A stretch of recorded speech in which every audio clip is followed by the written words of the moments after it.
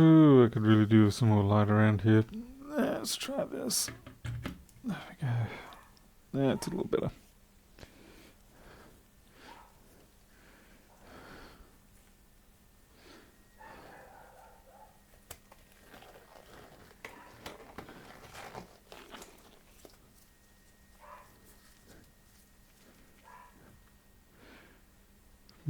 Let's see.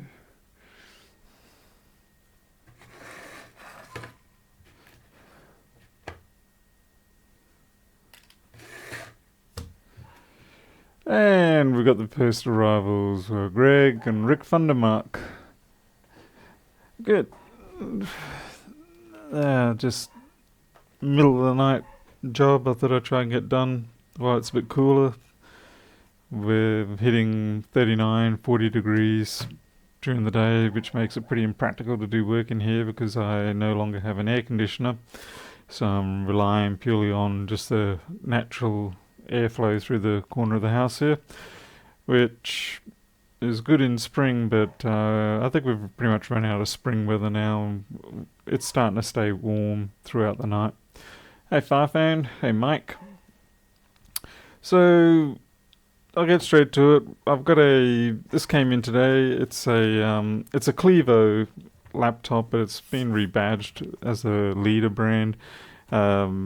They also get rebadged as Metabox here in Australia, which I've had a video on before, which was less than kind. What I found, it's a bit beaten up. It's an Core i7. Whoa. Okay, just like my poor... Is that still working? Yep, still working. Looks like I might have to get a new microphone at this rate. Yeah, so it's got a NVIDIA GeForce, what is this, a 635. But overall, it's pretty beaten up. And it seems like the power button just doesn't work, but I have a feeling it's going to be something more than just the power button. Call it a hunch, because I can feel the click, but it's just not triggering. I'll just plug it in. I need to get another power board for over there. By the way, the MacBook I did the other night, the proper DC inboard arrived today, so I was able to finish that up. So let's see. So if I try to... The only thing I've seen so far is I will get on the front a very momentary blip of orange, and that's it. And everything else is just... Nothing comes up. Completely dead. So I'm thinking, given that I get a momentary blip, it's a little more concerning than nothing at all, because the blip would tend to indicate, okay, something's trying to get started, but I've probably got a short circuit in there somewhere. And if I do have a short circuit, maybe we'll get lucky. Maybe it'll be a 0805 capacitor again. Seems to be my favorite. What is this leader branding? Yeah, it's just they take the Clevo laptops and they just silkscreen their own branding on there. I've got the wrong screwdrivers here. Yeah, we'll use this one. We'll use my precious iPhone screwdriver on this.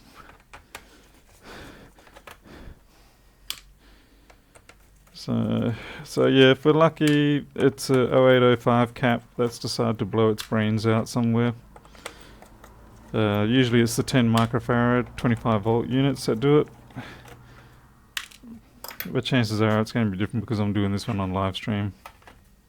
Oop, nearly ripped the fan off. That's weird. Oh, we just stick the fan on the inside there.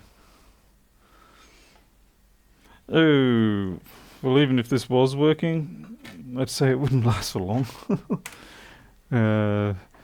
You guys seen this? Have a look at that. That's some serious hipster growth there. Oh yeah. That probably wants to go and drink some cold filtered soy latte. That's a pretty nasty one. We'll throw that in the bin. That's not going to be our problem anyway.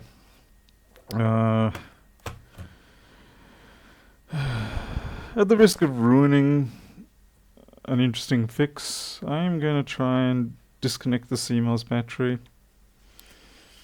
This works sometimes in Dell machines, where for whatever reason the battery runs out and causes the whole machine to just cease functioning. Let's try that. By the way, the power brick is a known good working one. It's one of my own.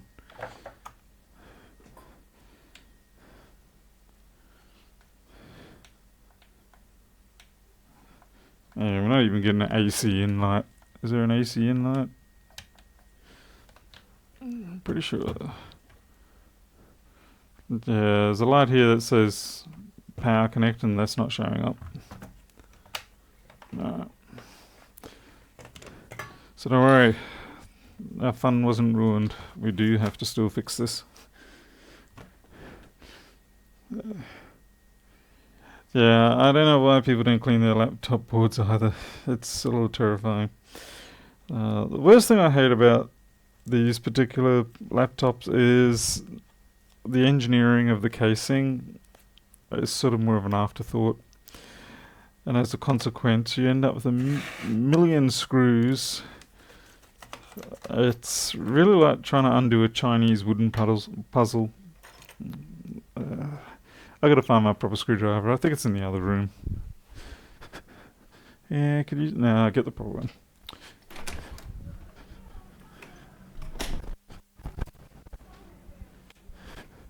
Aha, found it.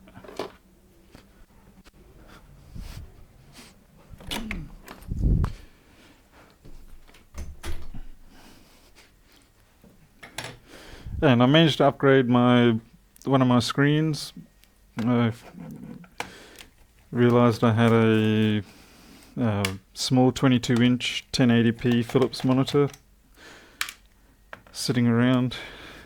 It was meant for another customer, but they changed their mind about how things were going to be done, and so it just sort of became stock. So as a consequence, I sort of acquired my own stock for myself. It's not the greatest of monitors, but it is 1080p. 1080 I should say, because the P doesn't make much sense in this. Hey Cormac and the rest of the gang threw away the filter. Oh yeah, whoops, my mistake. Hipster growth. Yeah, sure, why not? It's not original to me. Obviously it refers to this is hipster growth. Actually, it's not really, because I don't manicure mine. I don't do anything with it. Every couple of weeks, I get a little crazy and pull out the electric hair clippers, chop it back to about a number 5 level. Much to the dismay of my wife. She always knows when I've done it. She says, "Oh, you trimmed your beard. Why?" It's like, well, you know, I don't want to scare off all of my customers. And then again, around here, it probably makes me look more of a local. Yeah, freezing. -2 and snow. Oh, that sounds actually pretty nice. This afternoon I had to go out and push the lawnmower around in the dark even. I haven't got any lights on the lawnmower, but I was just sort of going by feel and what limited amount of twilight there was. Now look at this. Look at how many screws I'm having to take out of this thing. It's a joke. Yeah. Yeah, I love Linux and all that sort of stuff, but I have to say these laptops are kind of like the Linux of laptops. It's like a interesting idea, has potential, but they really need to work on it a bit. You're a do-nothing screw, you are. You just sit in the chassis because, yeah, that screw does not need to be there, but it is there. It's because this here is probably, I think it's for 3G, I think it says, if there was a card to go in there.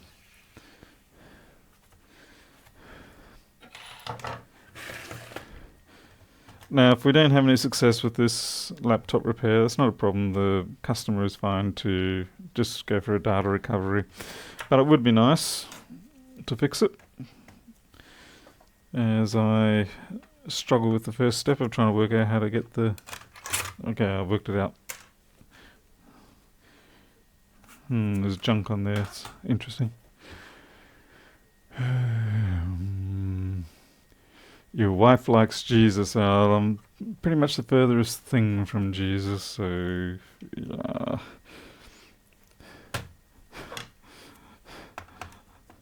funnily enough, when we were first married, or just got married, she never thought she would like a man with a beard. But then, I don't know, something changed, and she does. And I admit that sort of plays nicely into my laziness, because I spent a great number of years making sure every morning I was shaved super clean and smooth. Only have to do it again the next day, as most of you all know. So I was pretty happy to abandon that regime.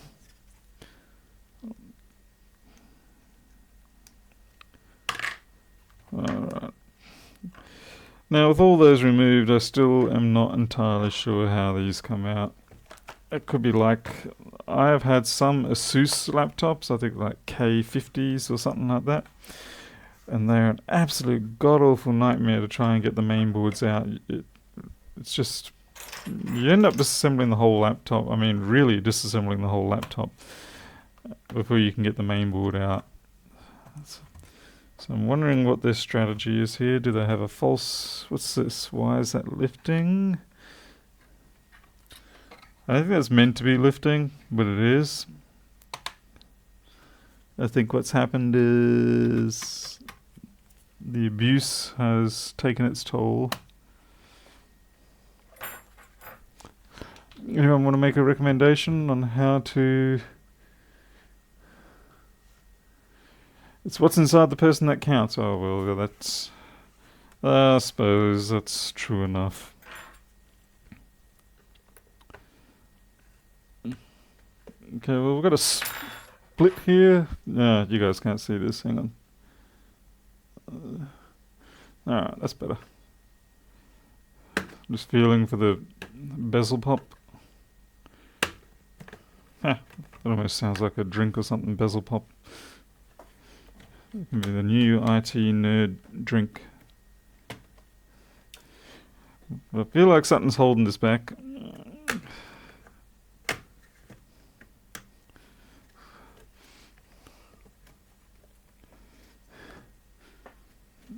I'll probably spend more time trying to decipher how this comes apart than what it's going to take to fix the damn thing.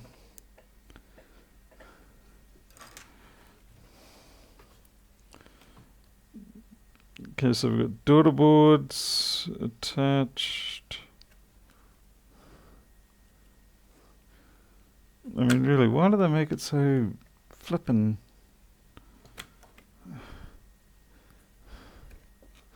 I'm fairly sure this is a do-nothing screw. I'll take it out anyway. But yeah, just go straight into a blind nut. Ah, there's one there, hidden in a dark recess. Hey, Mark, friends. Keyboard pop off. Yeah, I was wondering maybe if the keyboard would, but it just didn't quite seem right. I think this might be a...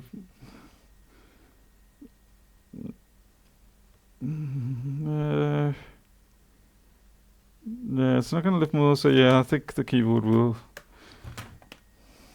I'm just going to have to find its... So obviously I don't want to... In spite of the fact that it has suffered customer abuse. Alright, this I think has to come off.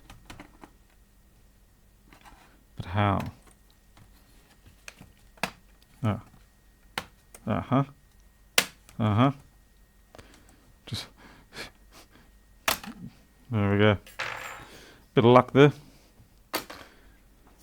Alright. That needs ultrafine. I've been caught out before where they have put fake seam lines on the keyboard, and so you spend 10 minutes trying to break that seam, only to find it's actually just a casting line, the intentional casting seam line, probably to fool you, which is pretty annoying. Okay, there we go. Oh, this is disgusting. Oh my god. Oh. That's just... I think we found a few birds' nests in here. This is why you wear gloves, people. Ah. You probably doesn't show up so well there, but yeah, I've got eyelashes and I could reconstruct someone using this. Got a little bit of liquid come through there, but I don't think it hasn't gone through. This keyboard is laden with scum.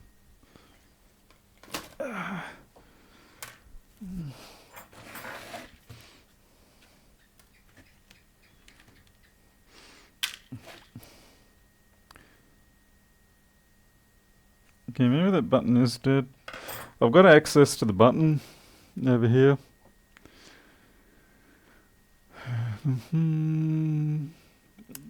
Oh, I have had some where the heatsink, yeah, you're right, where you have to end up undoing the heatsink on the CPU to get it off. But this one, fortunately, isn't. I just want to see... Yeah, so this isn't even reporting AC. I'm fairly sure that button's functioning.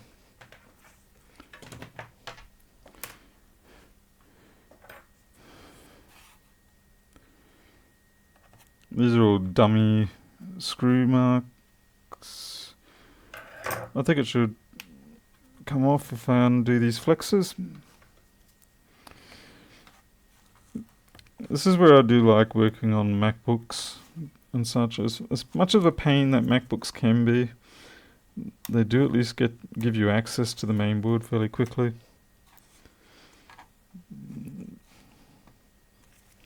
Whereas PCs just seem to be hell-bent on not. Oh man, there's another one there. Although MacBooks are bad for their little hidden flex connectors. I will curse at them for that. Okay, now I've got to unclip everything again. So everybody bored yet? So we haven't even got to the electronics bit yet. There we go. Now you can see that junk dancing off the board. Alright. Okay. Finally getting somewhere. Ooh. We've got ourselves a little friendly there. You're dead. Can't see that. Why don't you use a battery operated drill to remove screws? Nah. It's not so bad removing them, but putting them back in, you always seem to get the torque wrong, and then one day you over torque something and then it's not so much fun. I'm fine with it. I'm not doing this on 20 machines a day. When I used to manage the tech department at a store near town called Roche Tech, then we'd have battery powered screwdriver systems, but that was more for desktop PC type things. Nasty when you smell beer coming from the keyboard. Oh yeah, or when you heat up things and it's just like yeah. Okay, well the main board is a Clevo W25AEF SMB 0D. So I guess now we begin the process of ascertaining what's wrong. What do you want, phone? What do you want? First thing I'm going to have to work out is how to switch this damn thing on remotely.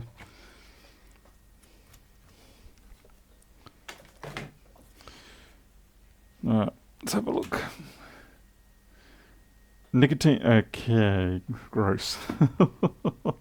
Did not need to read that. Almost read it out too. Switch to microscope primary. Why is that looking a bit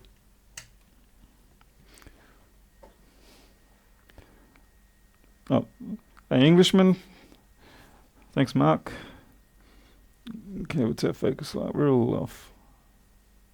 Okay. So we've got a wing there. Let's bring out a little roach friend. Yeah, he's probably the quality assurance inspector. He's got to stay in there to make sure that the laptop does what it's meant to. But since it has crashed, I think we'll throw him out. Oh boy. Trying to think, I really probably should just take this out. If I'm looking for either a blown part or something, then it's going to be easier if I just drop it right out. As much of a nuisance as that's going to be.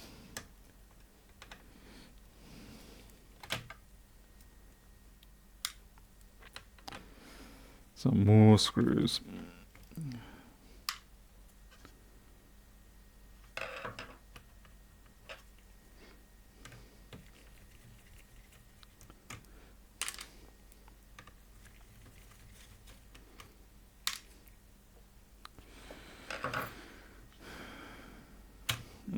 Let's get this out of the way for a second.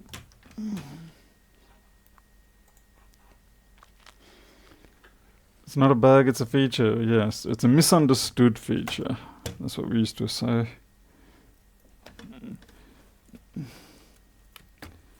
Okay, screen. You're free to come out now. My desk is covered with all the crap that's coming out of this thing. At least the hinges are good. Makes a change for me.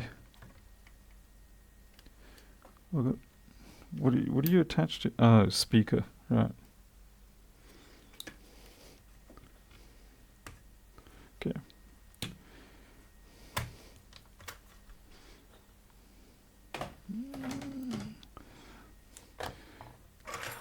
Well, look at all this trash that's come off it.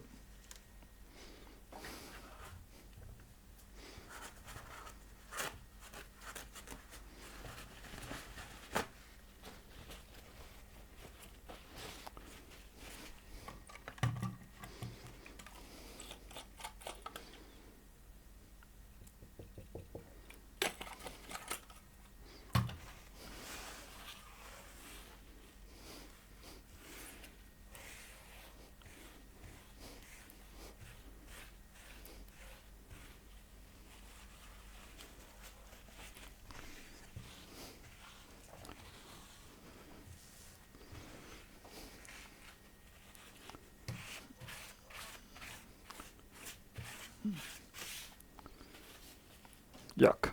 Alright. PlayStation 4s are the worst. They love the heat. Right, the crit got it. Yep, the PlayStation 4 is hot. The critters go into it.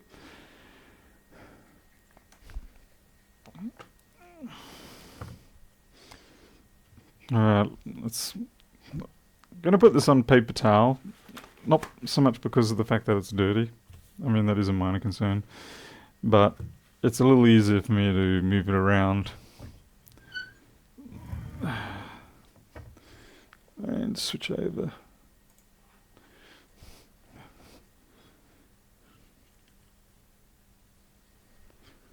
That's good enough.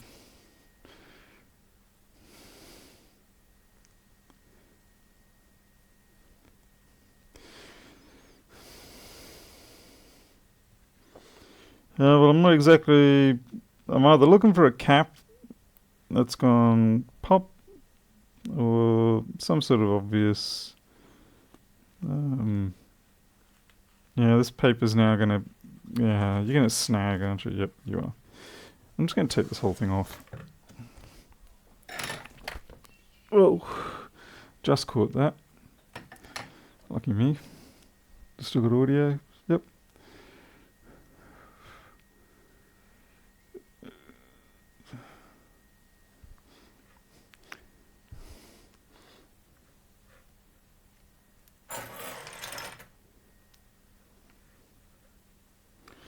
Well, at least I'm fairly sure I've got the schematics for this. So given that the part numbers are clearly marked. That should be okay. This is a fairly densely populated board. So we'll go in the power sections. Let's have a look at the jack. I suppose we should start there.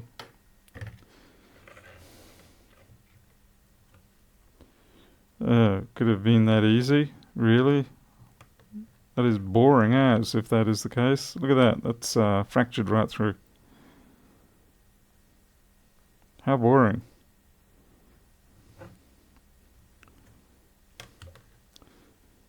Oh, all this and it's a jack? I'm offended. You watch, now that I've said I'm offended, it's probably going to say, oh, alright, okay, you're offended. Let's knock it up a notch. Let's make it a failed jack and a few other things.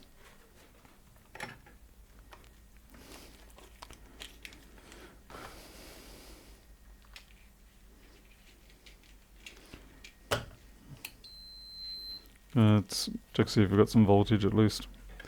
So we should be getting 19.5 or so out of here.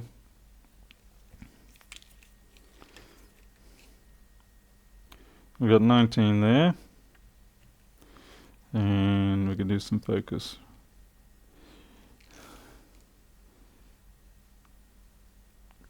Half a volt, 0, 3, 7. So I've got, even though it's cracked, I've got voltage there. So where's that pin go? Goes here. We've got 19 to there. It could be cracked in the circuit board.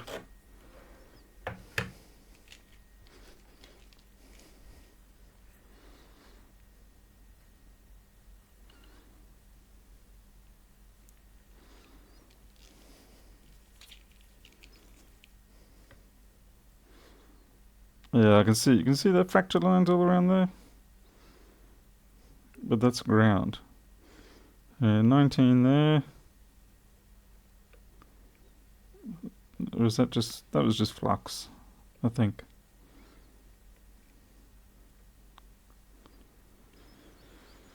The question is, where does that go?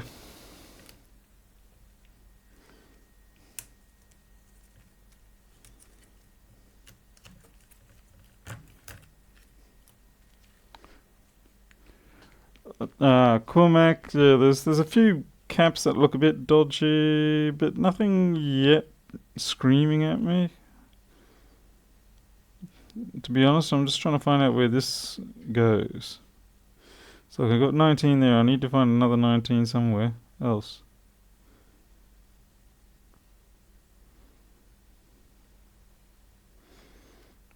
And I've got other voltages, so it must be coming through. So while it's a cracked jack, it is still getting power through. Crack a jack. I know, that was really poor joke.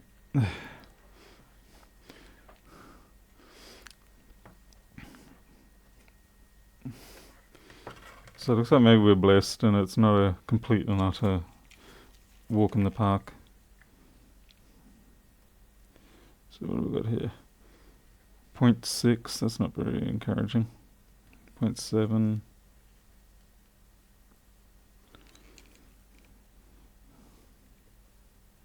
0.8. The voltages aren't what I would consider to be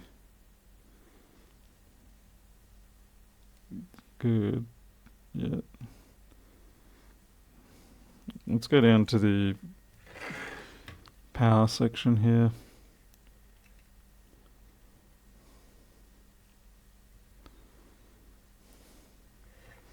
Plug a battery in. See if it responds.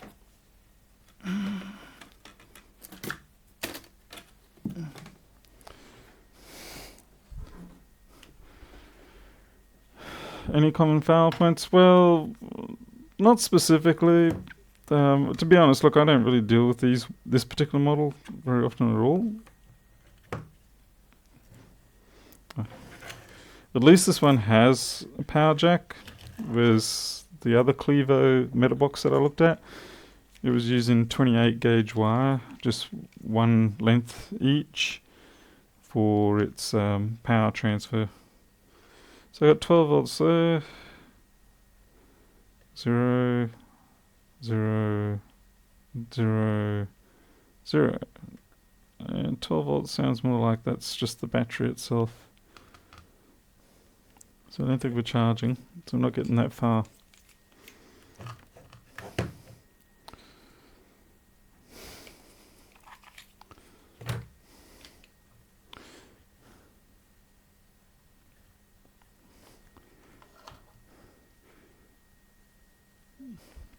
Actually, I know what I should do. I should bring up the schematic and have a look.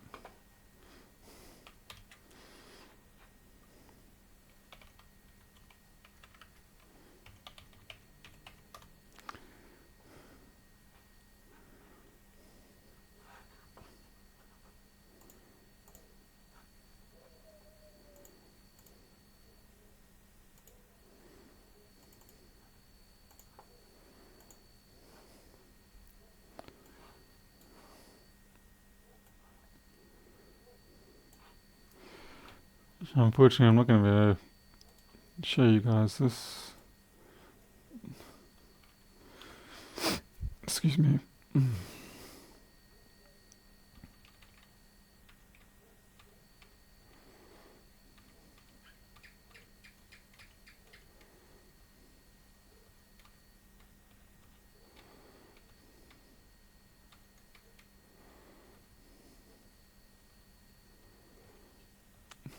Oh, come on. Where's the power?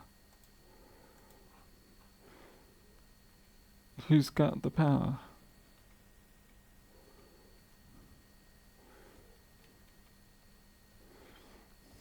I just find it interesting that they put the power schematic pages right at the end of the documents usually, or pretty close to the end.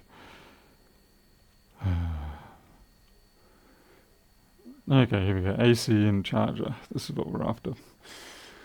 VN, and I'm looking for a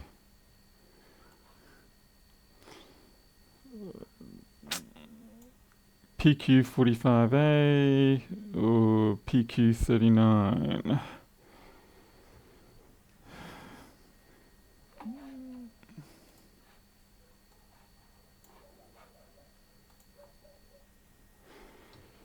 PQ45A, so we've got PQ39.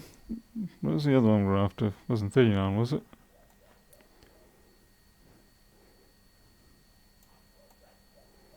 Oh, it was PQ39.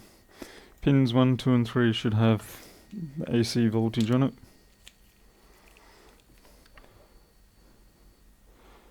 So it should be, these 3 pins here should have voltage.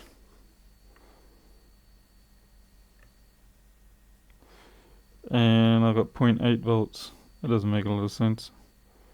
0.8, 0.8. Okay, so we're not even getting power.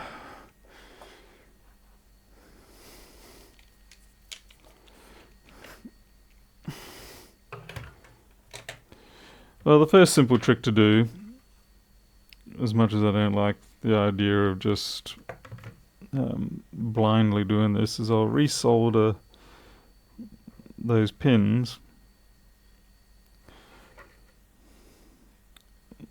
And it won't matter if I've got to remove it later, because at least then I'll already have leaded solder on it.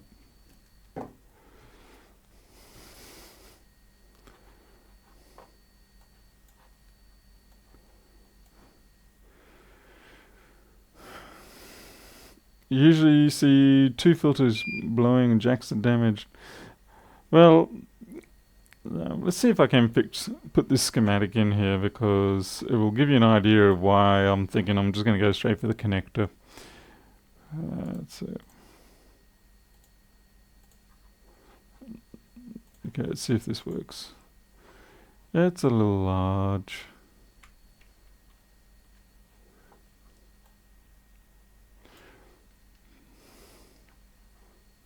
Okay, so this is where our power comes in. This should be from the jack. And that was PQ39. So you see, we basically got nothing. I suppose I should go and check to see that they haven't, as you said, put a filter between V in and the battery jack connector. This is going to get a fair number of hits.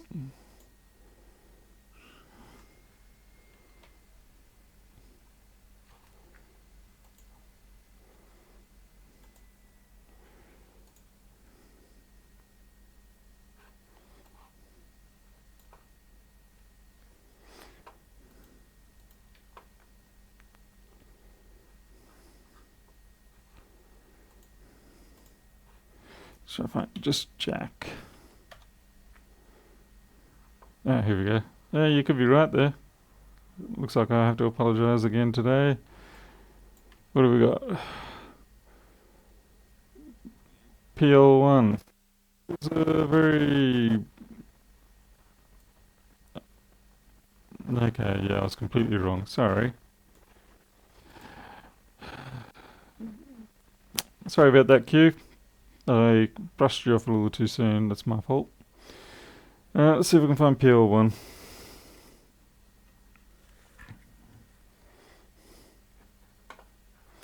There's no board layout for these ones, I'm afraid. At least not that I'm aware of.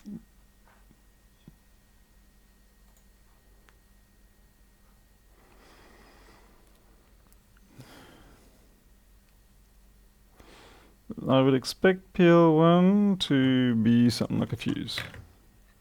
Something like that.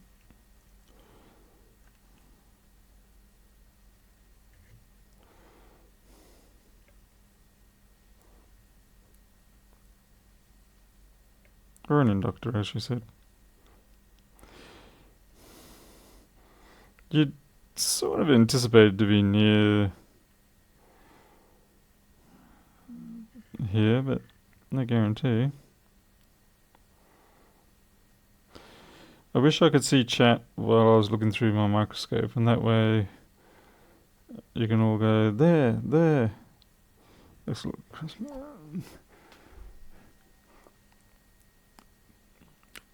Oh, Mark, you've upgraded the scope? Oh, that's good. I hope you're enjoying it.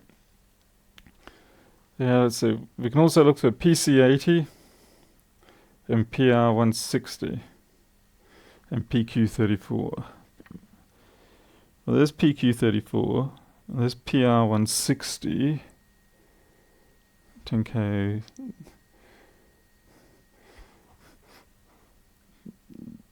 I'm thinking it's definitely going to be this PL34. Could this be? It is. There it is there, PL1. I'm an idiot. I should have just guessed it was that. Let's see if we got continuity across that.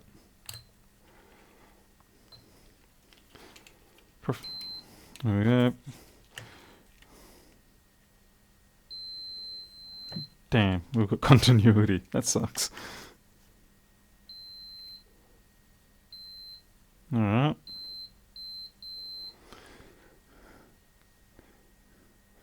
Yeah, Mark, it's a big jump from those fixed zoom ones. Did you get a Barlow with yours? You're like a 0.7 or something like that? Wait a second. Why? Those pins should not have actually been... Or a UP channel. UP channel. That's okay. So 6, 7, and 8.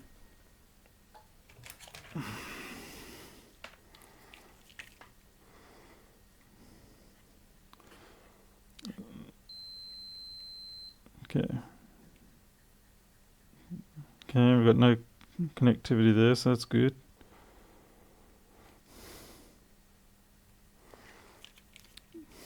I'll have a look what the diode mode measurement is on there.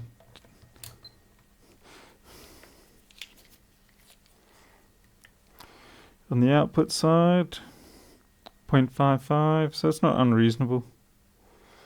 0.8 on the inside, so that's perfectly fine. That's C94. Oh, you mean PC94? Yeah. I'll be curious, Mark, to see what you think of the Barlows. I've got the 0.5 and the 0.7 and the 1 as well, just as a filter protector, if I'm going to go with no Barlow. But definitely the 0.7 I've found, particularly for iPhones, is really good. But I think maybe if I'm going to do a bunch of PC work, I might flip back to the 0.5. But so I mean, with the 0.7, this is as far out as I can go. And it's just a little bit tight, but overall I think it's worth it. 2x, that'll be... oh, right, so you got the one that was... would it be like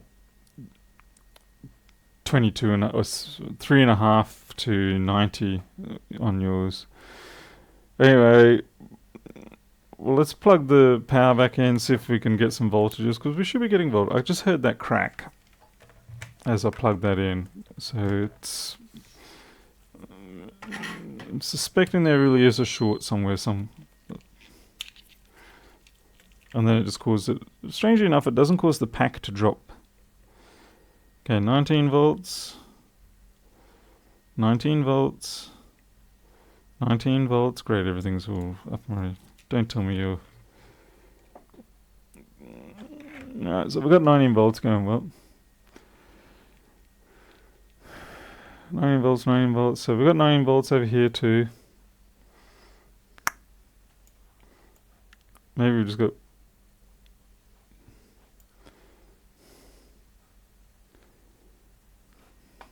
No, you guys can't see what I'm looking at, sorry. Boom, there you go. Just want to shrink this up.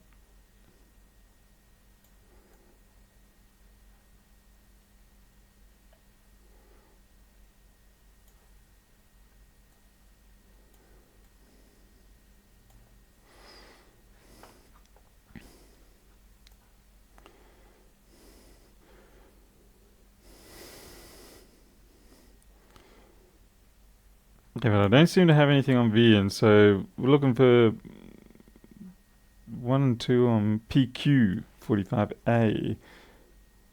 So this is actually be a single package, but it's got 2 MOSFETs in it. PQ45.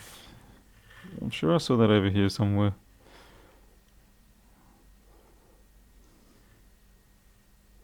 PQ50, PQ53, PQ52. Thank God they at least have these marked, so I'm not completely blind on the circuit. PQ42, PQ41, lovely, yeah. 40, 41, 42, 43, 47, yeah. Yep, No, 45, 36. So we're getting colder again now.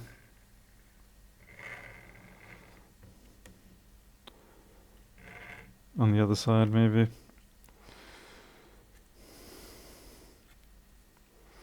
I love how they can just put these things all over the board.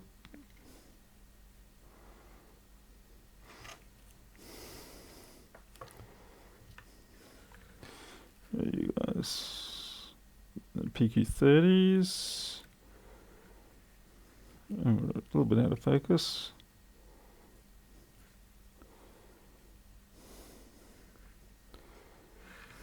What are you? No, you're U20.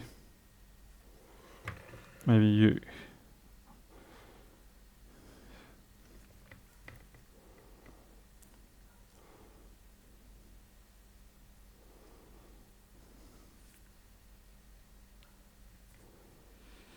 Really makes you appreciate board view software.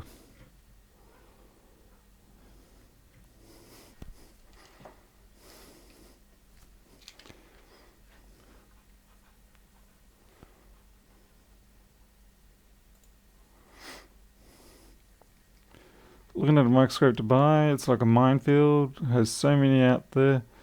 I can't imagine it's going to be under the heatsink. This sort of it's usually up with the switching area with the battery,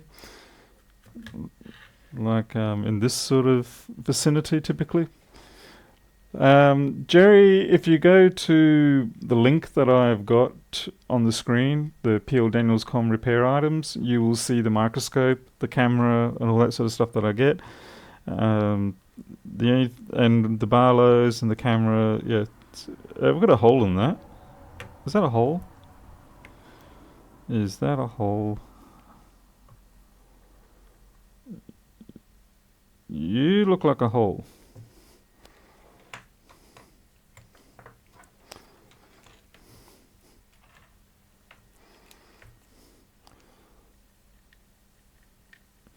Ooh, you're just a piece of scum. You're a piece of scum. You tricked me. Okay, so we're back to looking for PQ45 again. PQ50.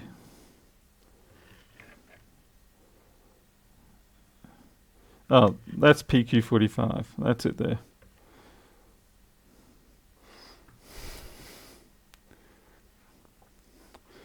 And I need to look at pins 1 and 2. They should have V in on them.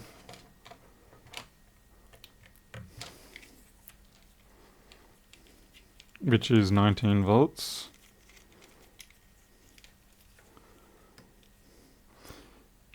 Okay, pin 1, we've got 19, 2, 19. Maybe we've got a switching issue here. Okay, Qs, take care. I'll see you next time. So we've got 19 getting to there. I'll check on pins 5 and 6. 5. Hello, we don't have voltage on 5. We've got nothing on 5 or 6. Okay, what's going on there? Which means it's not being told to switch on. Check pin 7 just in case. 7. 0. Have a look at the gate voltage, which is on 8. And we've got no gate voltage there. 0.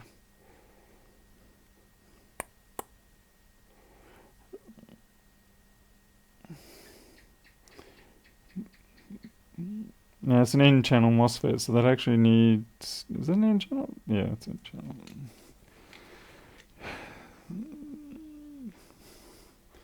Okay, so pin 8.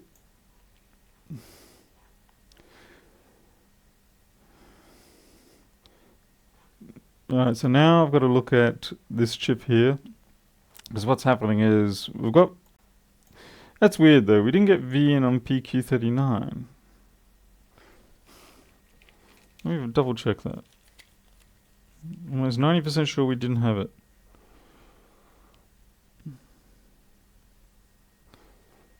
So 1 and 2 have got 19. It's a PQ39, 1, 2, and 3.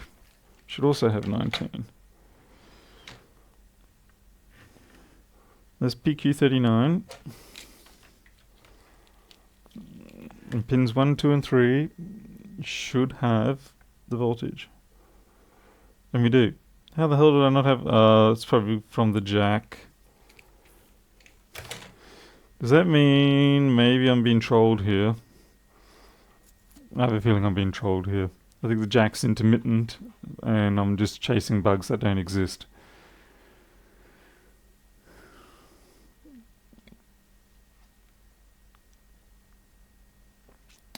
The SE400 is the budget aim scope. It's the one that has a fixed, at least I'm pretty sure it is. It's got a fixed zoom. It's not as comprehensive as this one.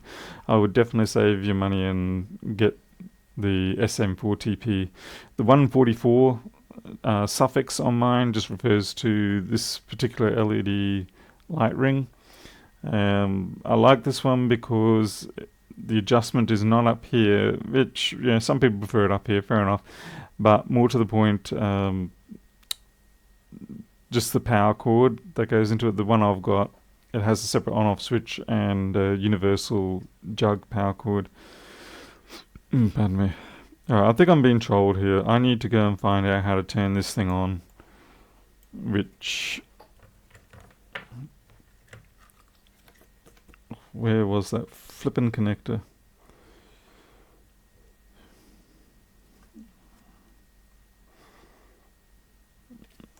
pretty sure that's you.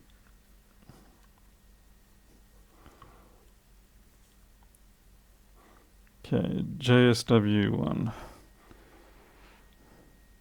Yeah. Oh, g'day, Chris. Fix 2040. I'll pass on that. No thanks.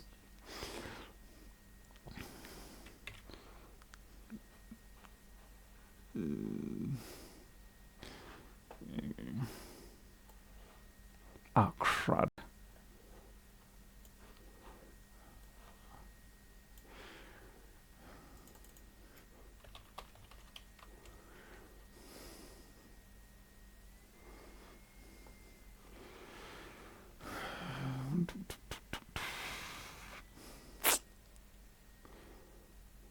All I've got is AP on.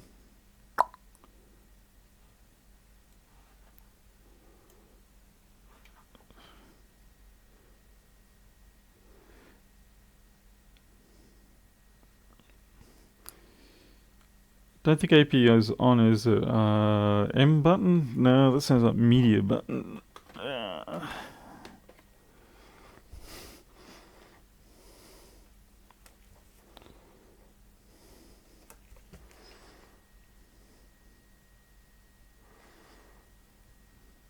Yeah, that's the right one.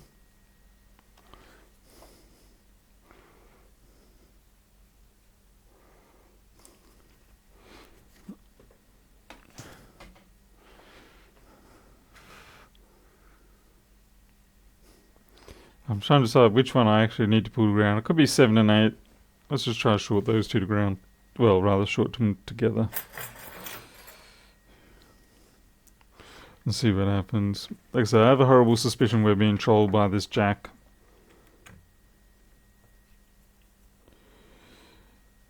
I'm not sure how I'm going to know when this is on. Oops, that wasn't smart.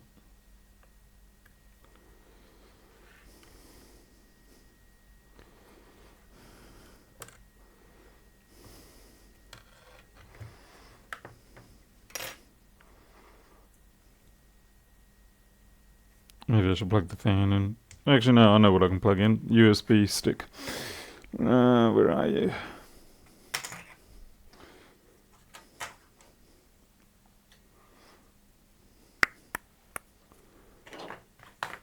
I'm actually looking for the one that gives me voltage output. Here it is.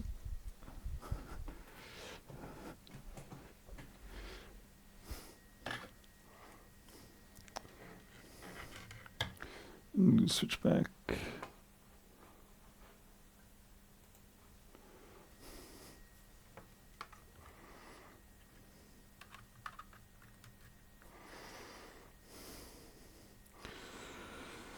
I am not going to know. I'll stick this one in as well. Right.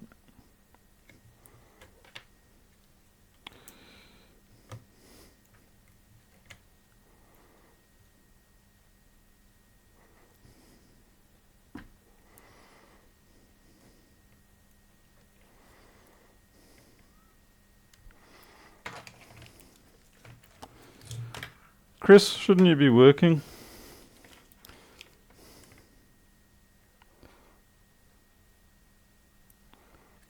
I've got 19 volts.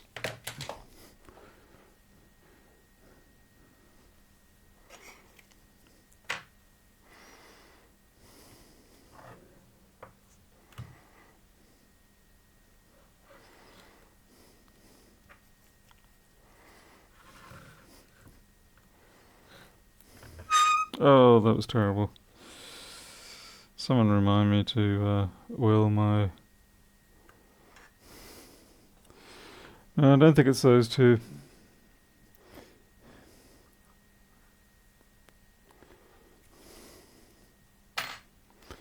Pain in the butt.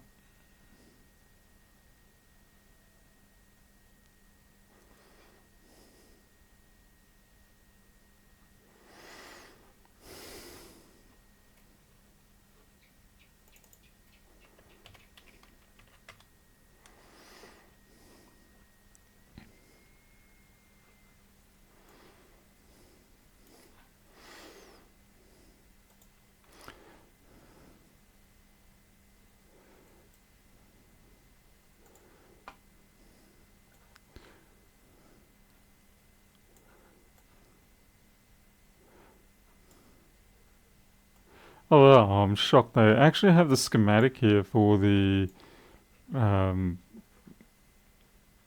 What the heck? That's not what I was expecting.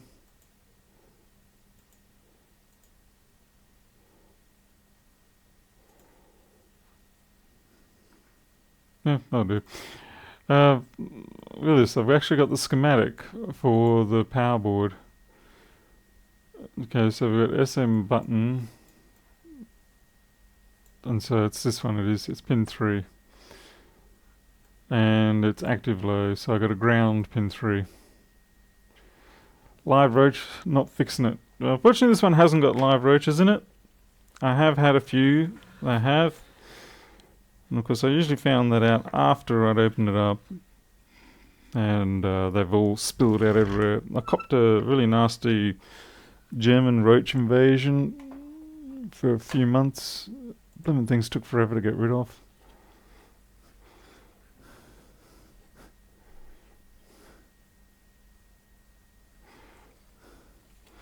Okay, so we went 3 to ground. What a pain in the ass.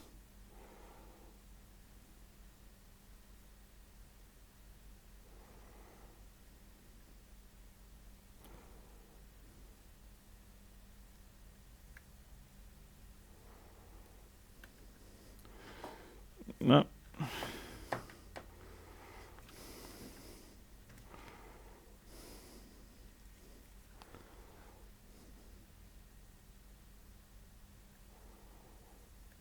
Great. Good thing I'm not working on any iPhones right now.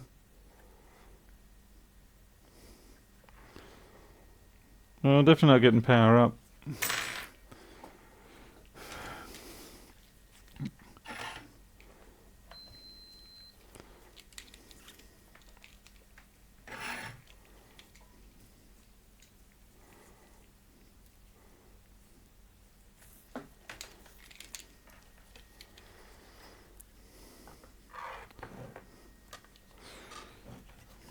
This is starting to run my patience now. Oh dear.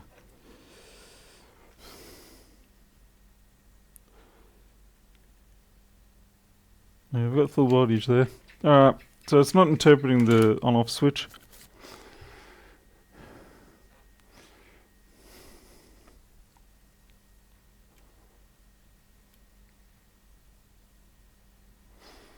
That's better.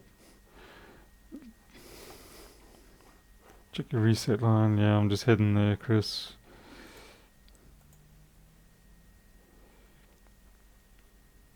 Once I can find my schematic again, which I seem to have lost.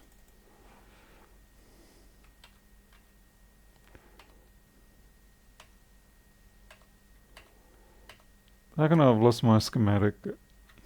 Fantastic.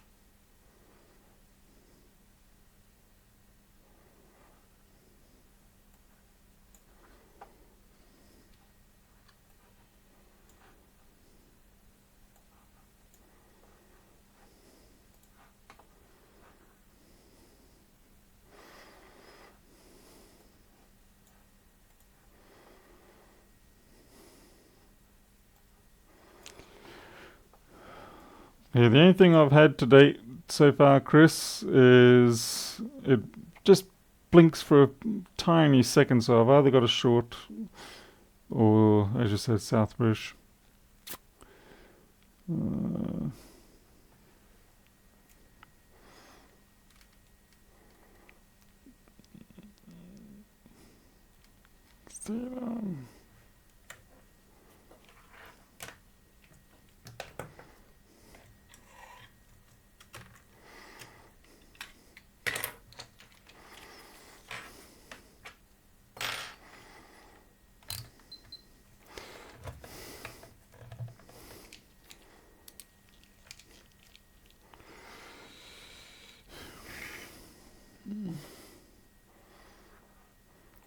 Oh yeah, milk and wine, not nice.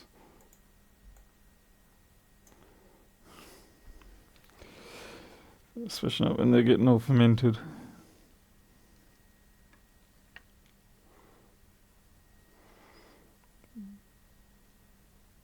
Yes.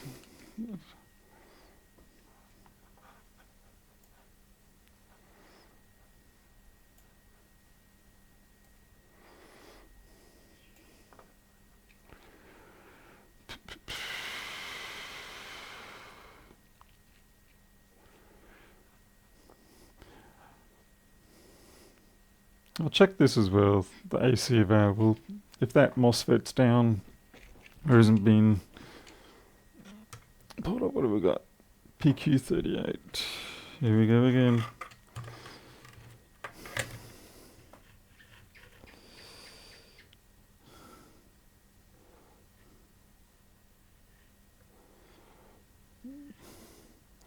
Sucks not having board views.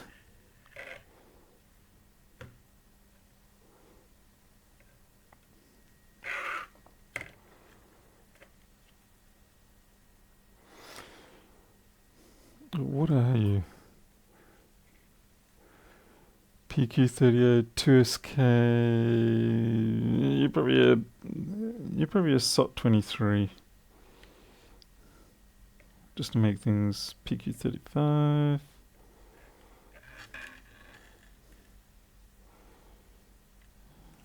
Something like you.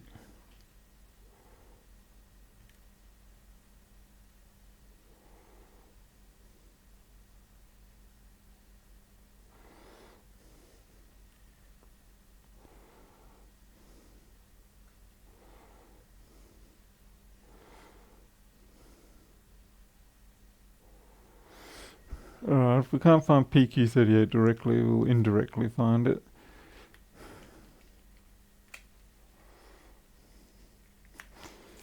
My gloves are getting way too sticky inside. I'm gonna have to, unfortunately, deal with this bare hands, which is kind of disgusting.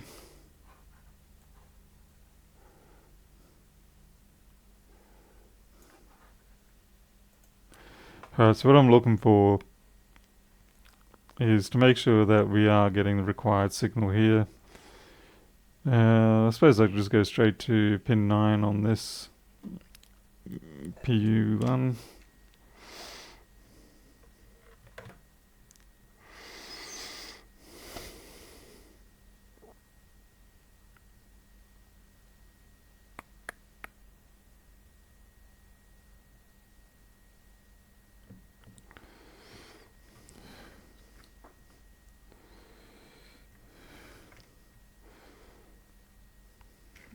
That'll be you.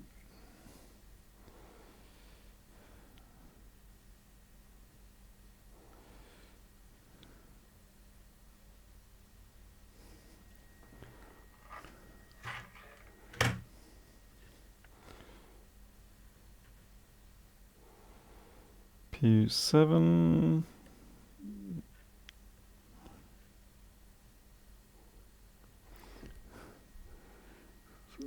OZ8681.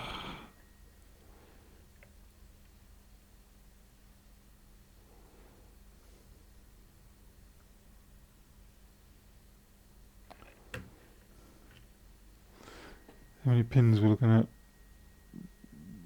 17, 16 pins.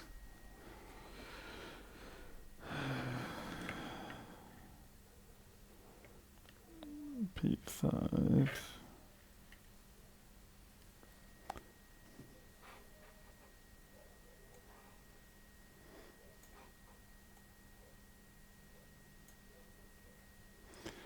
Kids or the cat? Oh, I'll pick the cat.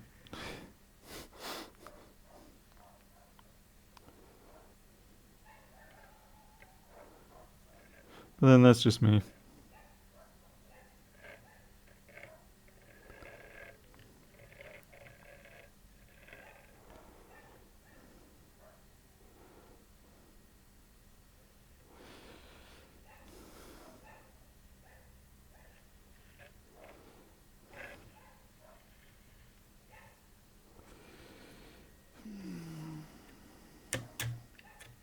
Yep, nothing under there.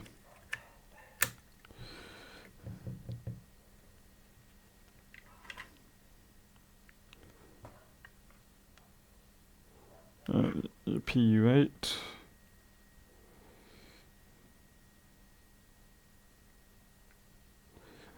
Not quite sure what chip I'm looking for at the moment. Was in. What about you? What are you? And there you are, right up in that corner. Alright. This is what we were looking for.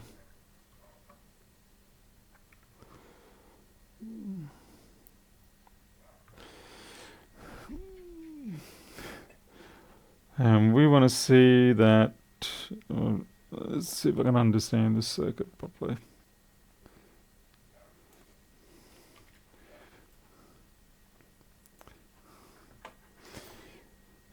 So your P channel.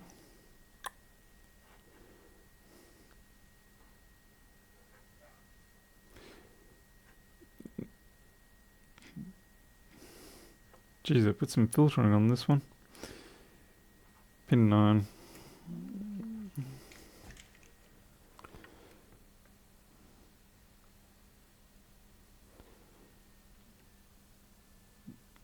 Yeah. Okay, I'm gonna guess this here is pin 9. And I'm gonna guess I should see a voltage of around about 2.5, 3 volts coming into there.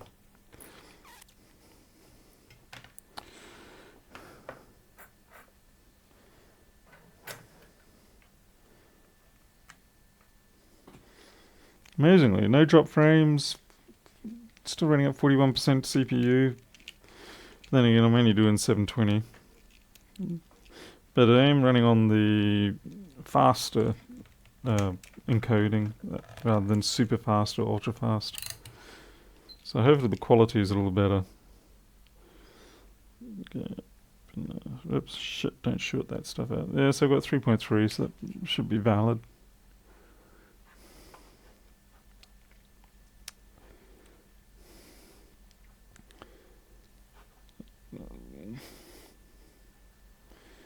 And check the resistance across these two. 3 and 2.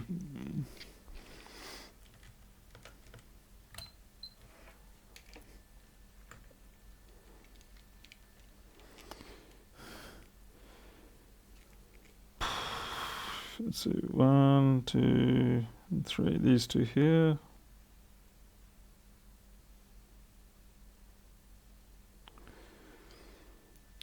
$20 ohms, and we are expecting 20 ohms. So that's good. That's actually very similar to the MacBook.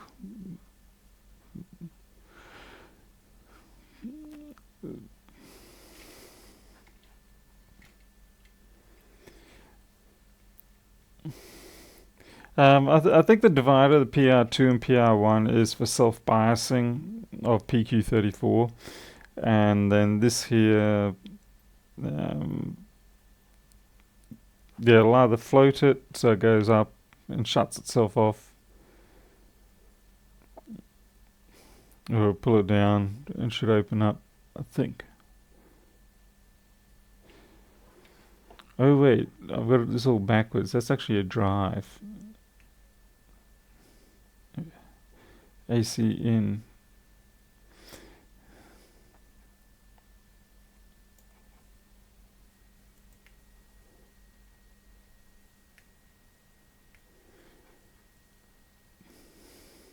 Okay, so that should turn that on. We know we're getting 19 volts up to here anyway.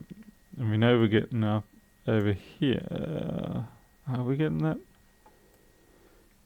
I'm starting to forget things now.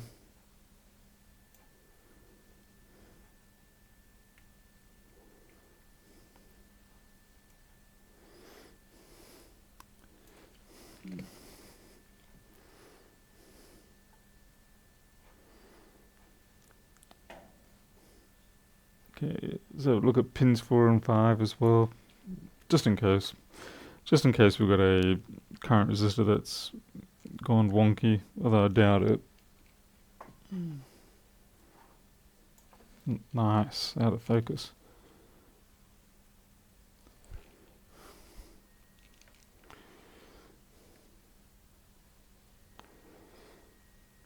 No, we're at 20, so that's all good.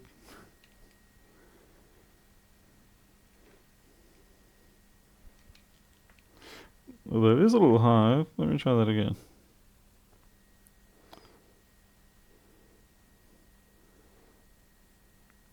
It's sitting on 21, which is a little higher than I would have thought.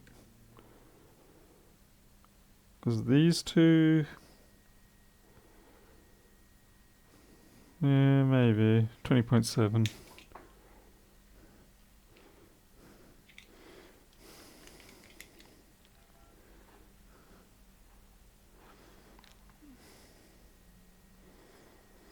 Well, that's the other thing. The battery doesn't even charge.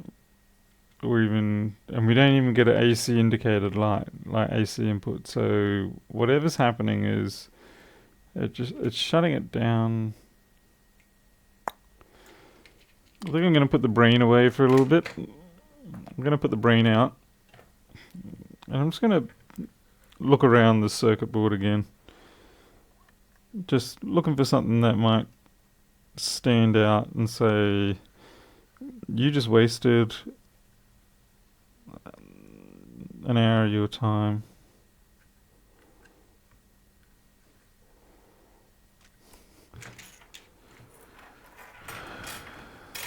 It's certainly much easier to diagnose these circuits like intellectually with the schematic when you're not on YouTube. When you're on YouTube, it's easier to just start doing visual checks. Like that. Why are you a short? And you're a short too. You're not. You should be. No. Okay. PC19 and PC18. I should. Excuse me. Oh, I think I know why they're shorts. They're shorts because they are these ones here, PC18 and PC19. That makes sense. So much for that. Does the chip have output? Yeah, I'm not sure. Forgotten now. We're definitely getting VN, but nothing else.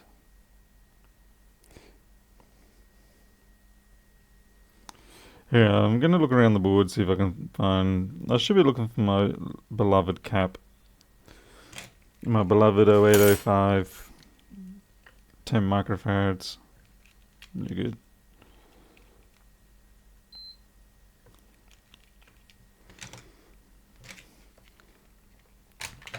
Because almost always that's what tends to die on these. And they're usually pretty visible too when they die.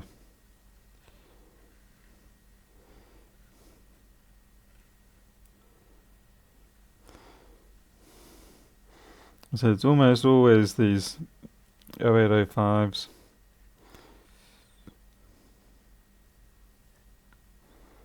Yeah, you guys look alright.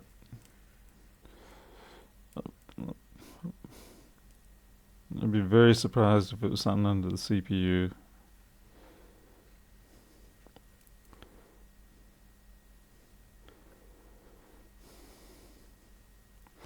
But typically what the caps look like, I mean, this is one of the ones I'm sort of talking about. They will have a fracture on them or an outburst on the board.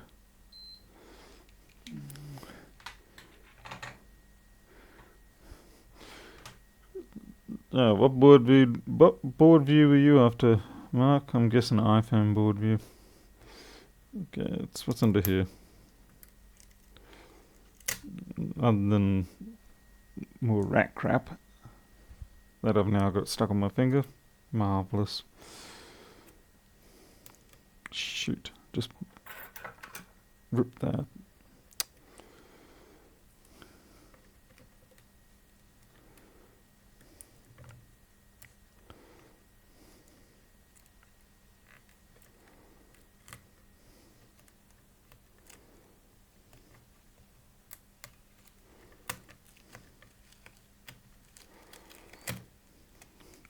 great. This stuff just tears.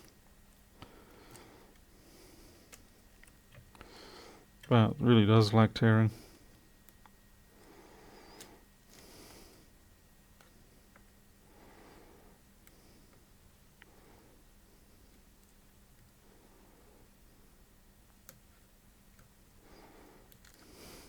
Far more judiciously than I expect.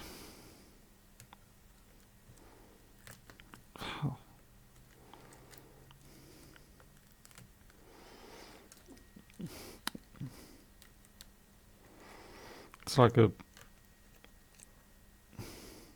Look at that. Just... They're fixing things.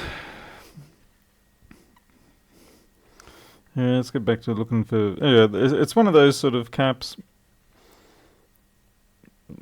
We've got a bit more bug there.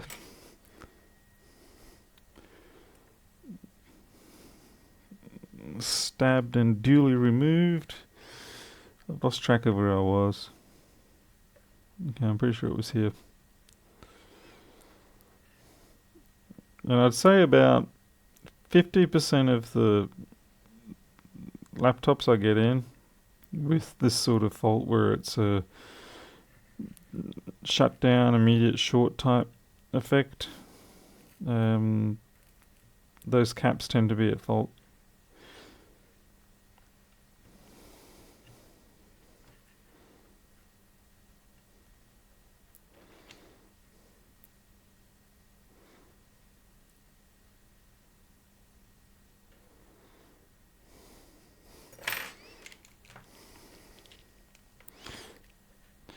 I'm just going to get my Apple Tech certification here by measuring every cap.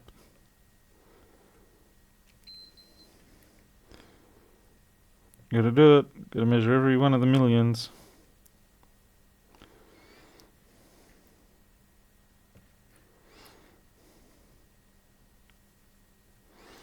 You can do it surprisingly quickly.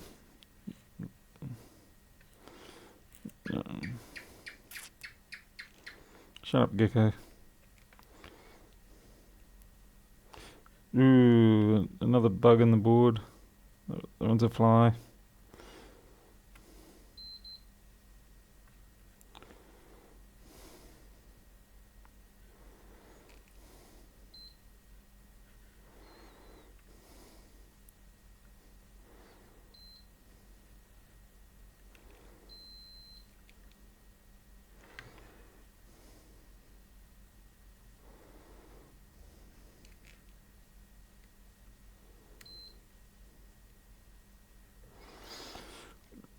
I mean, this is genuinely not the best way to do it in terms of brains.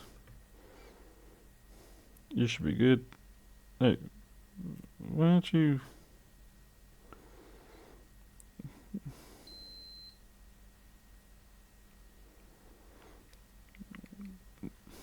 Oh, it's one of those white caps.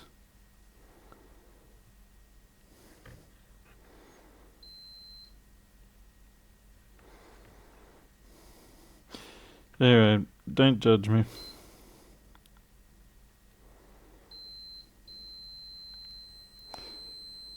No. You're tricking me. You're a CPU cap. I know. Short must be in the CPU. I'll replace it. I think we all do that once. The difference is you only do it once.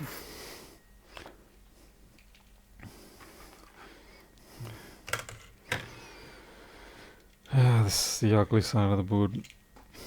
Now the thing with the 0805, with the sort of cap values that I see, it's what section it's in is not usually consistent. So it can be just one particular stage that tries to get powered up. Like I've had it in audio sections, I've had it in Ethernet sections, but it always ends up being that same type of cap.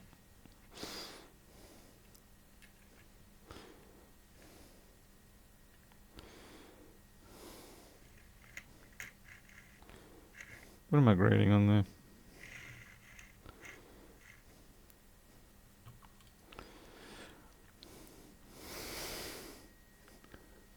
Re-hot CPU.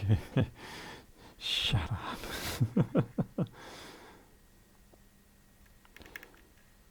And a massive battery. Get you off.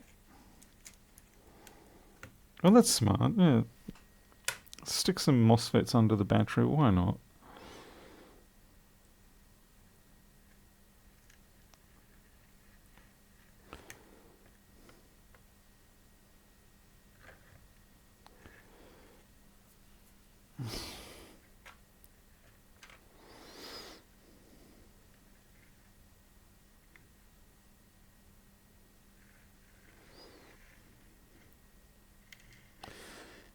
Lordy, don't make me use my brain.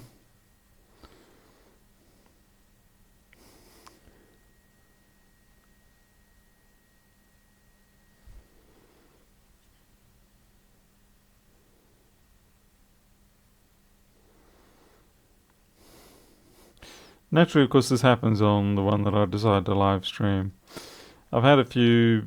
I had a all-in-one HP unit come in the other day, and it was the same sort of thing, fully shorted. As soon as you try to power it up, it just shuts down. And it probably took me all of 2 minutes to find that one, and it was the same thing. Because now that I'm trying to demonstrate this principle, it's not going. I really don't want to take off the flippin' heatsink. Alright, we're gonna have to use brains. God damn. No. Just plain Cormac pipe. Oh, alright, okay, I'll do that. Stick it in the oven, yeah, that's. Why not?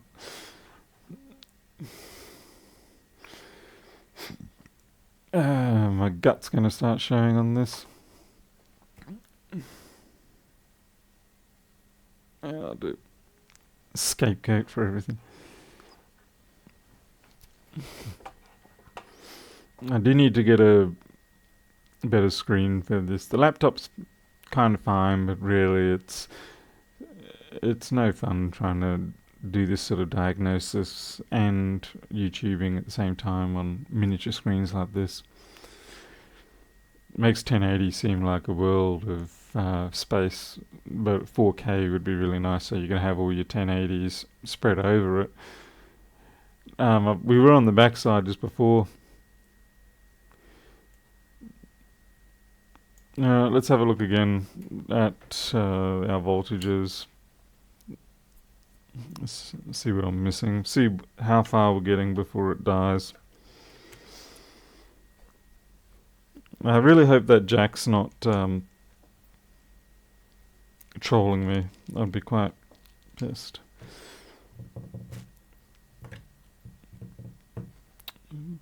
Maybe I should take that jack out.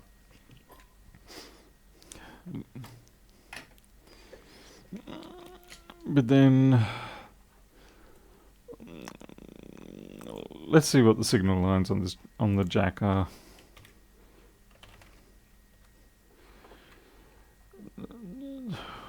What?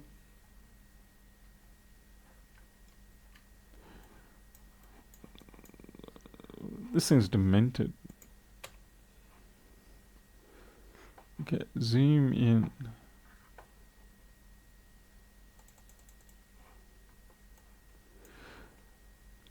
Well, we don't really have any signal lines at all. We've basically got power, ground. So if I'm getting 19 volts out of that, then that's everything that matters.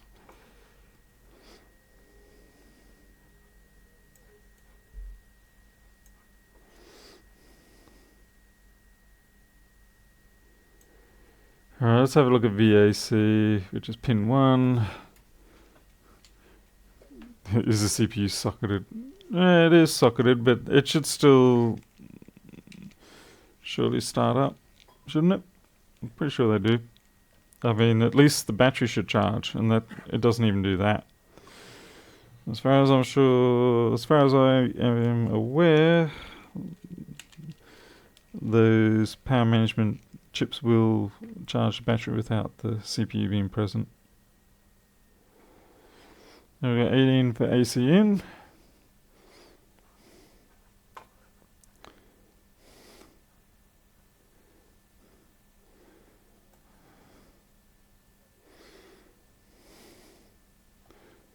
And we do have 3 volts coming out of here. I wonder what AV means. So we've got AC, AV, I'm guessing that means AC available.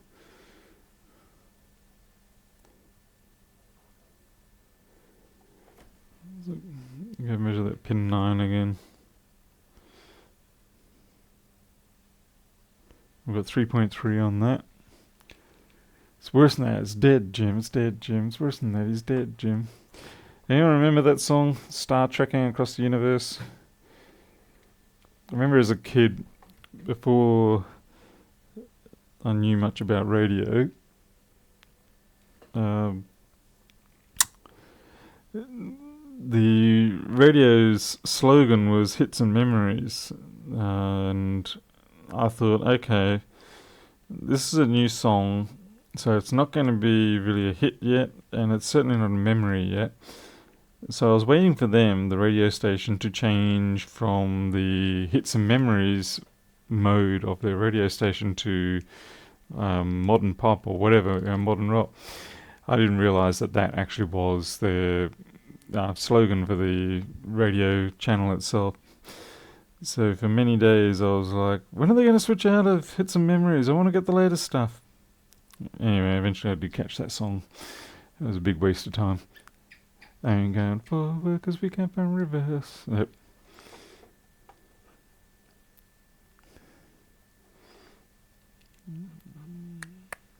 Compensation, current, clock. What's this HDR? I don't do that. HDR.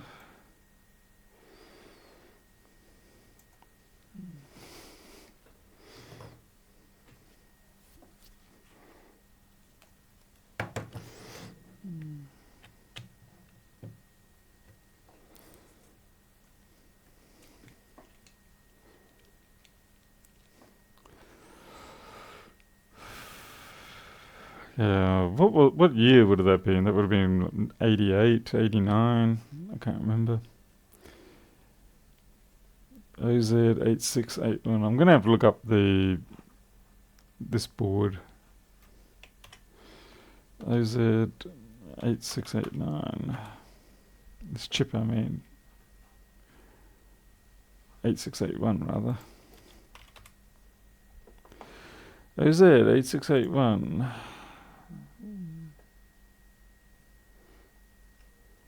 Oh no.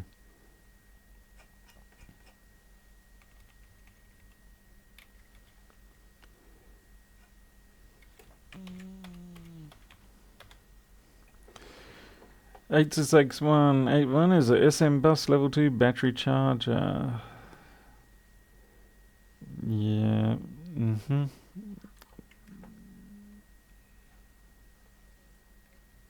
I know you guys can't see this, so you just... Oh, that's great. The application diagram is basically what's in the laptop, but I was hoping for details on the specific behavior of it.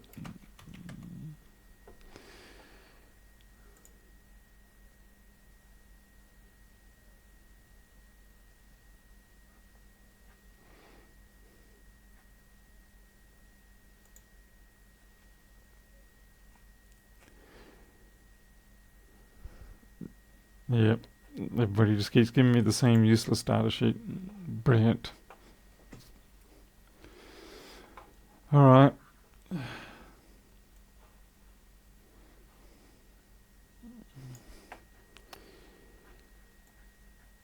Let's go back to PQ39 and see what's the difference is.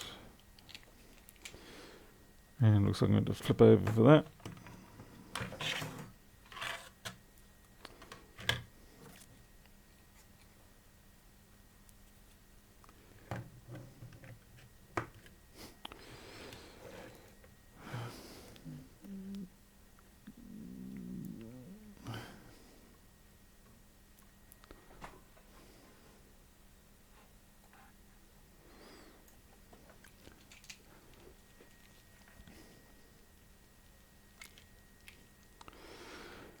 And let's see. PQ3 now. 1, 2, and 3 should be 19 volts. 18, 19, yep. 5, 6, 7, 8 should be the battery voltage. And yep, build that.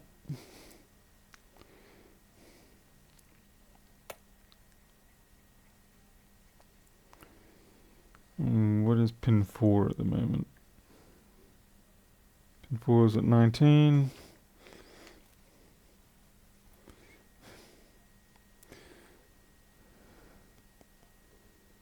And since it's a P channel, that will be off. Alright.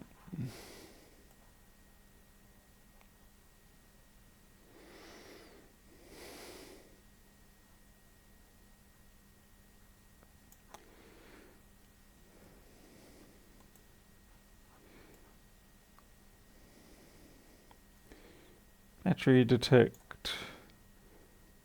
Pin 2.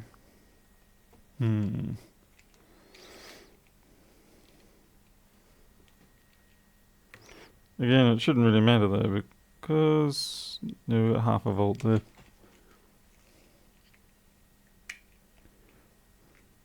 Hey, from the ashes, it sort of just momentarily blinks, and then it's over. And I think it only blinks actually if it's got the battery in there.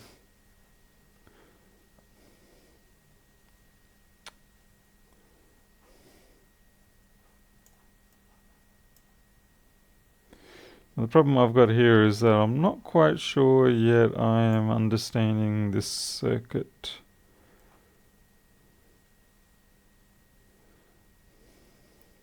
Which is frustrating. So I've definitely got V in, so maybe I'm looking in the wrong area altogether.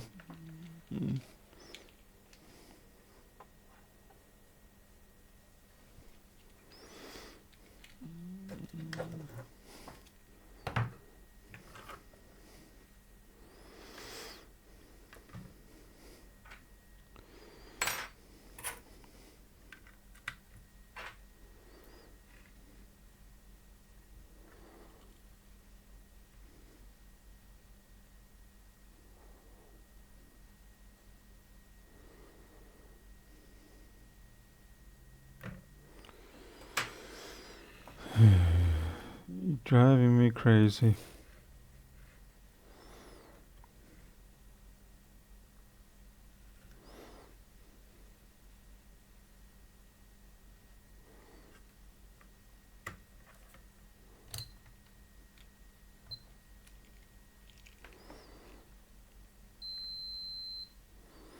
Yeah, for a split second then I thought I got lucky.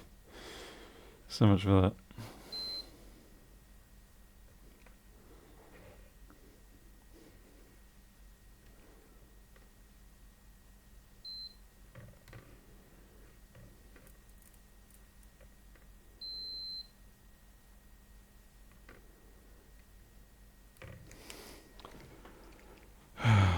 Run 20,000 kilovolts through it, says Susan. Yeah, Chris, I'm now just about to start looking to see if I've got any other voltages coming off. Thing is, I'm not even getting AC on LED coming up, but I might go and see if I can see what. Let's go see if we can find some smaller voltages, like the always on voltages.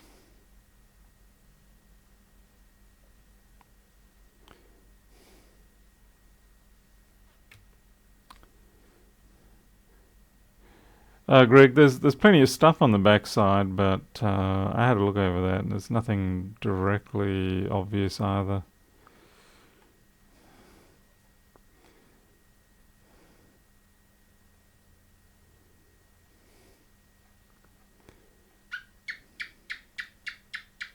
And that's a gecko laughing.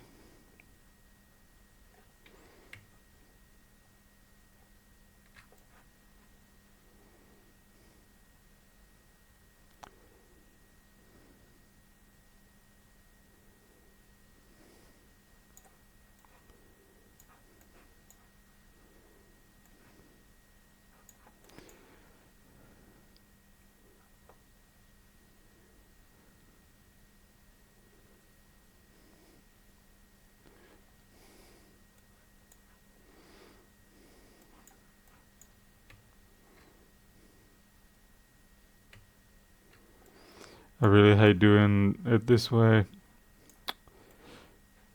with the small screen. It's quite crippling.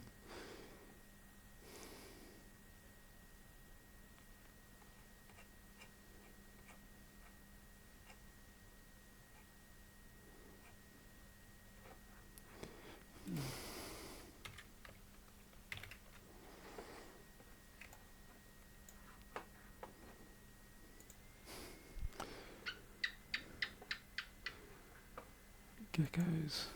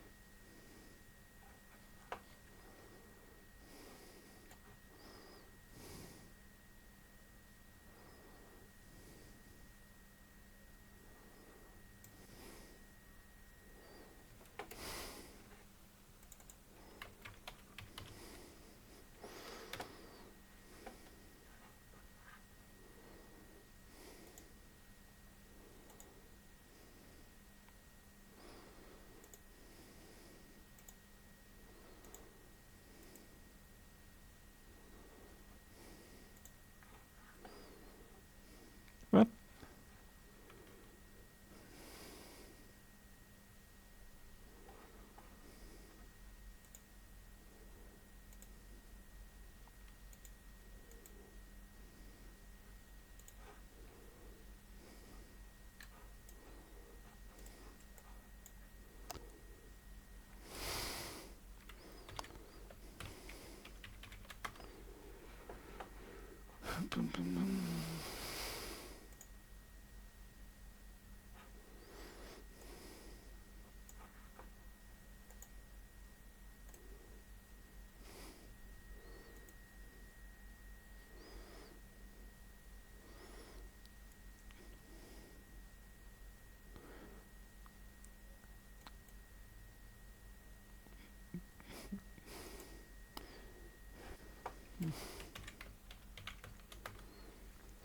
This is the other problem with when you're working on machines that you haven't worked on before, and all their naming conventions and such are different to what you used.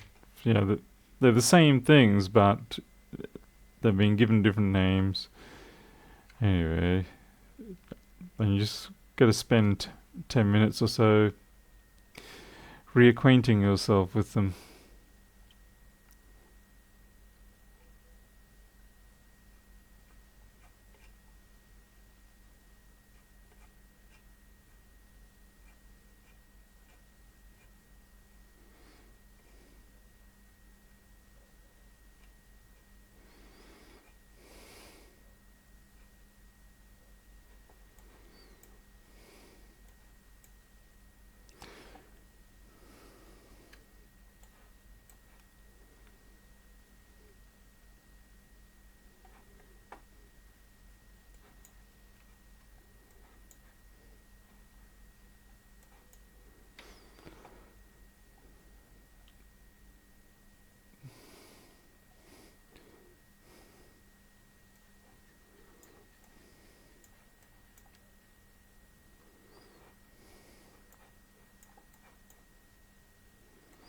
It doesn't help that I'm getting late night tired.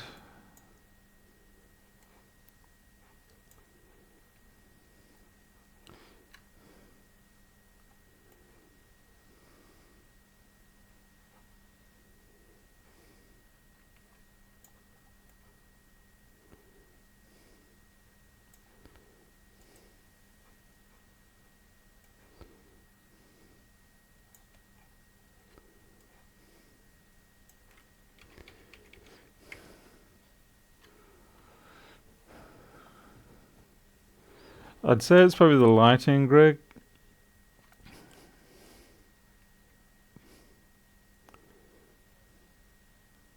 I mean, goodness knows how many times I got caught out by that sort of thing when I'd be watching Lewis do his board stuff.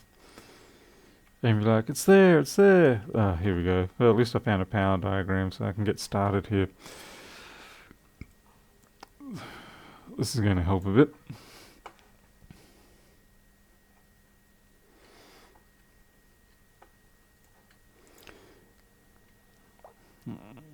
Ah, well, all says power good, that'd be nice. Okay, PU6. Let's go look for you. Ow, just stabbed myself. And again, that's great. PU6, where art thou? Let's have a look.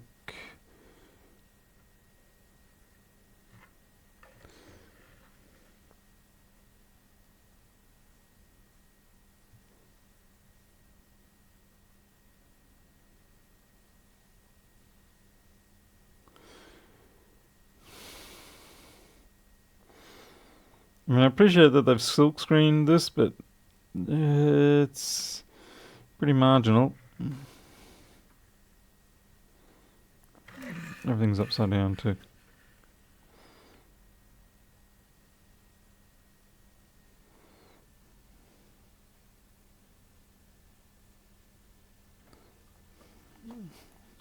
Probably over here somewhere.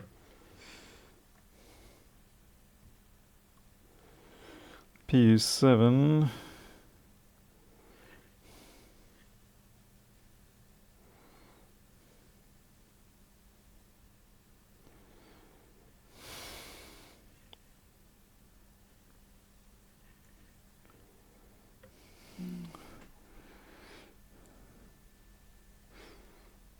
Yeah, I think the one you guys are talking to was the OZ 8616 or whatever it was.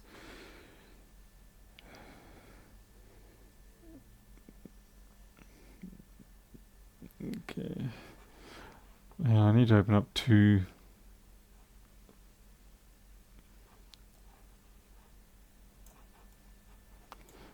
Give me. You're out of here.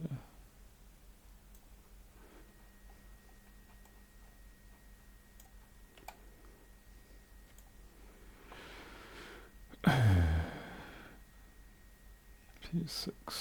What page is this? 106. Right.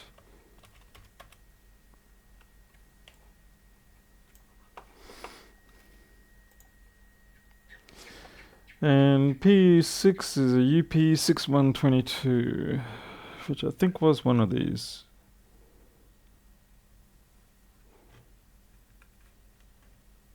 No, you're a 15 something. But I suspect you're similar. You're 20 pin. So yeah, it's something like that. No, you're PU1. The chip we're looking for is much the same.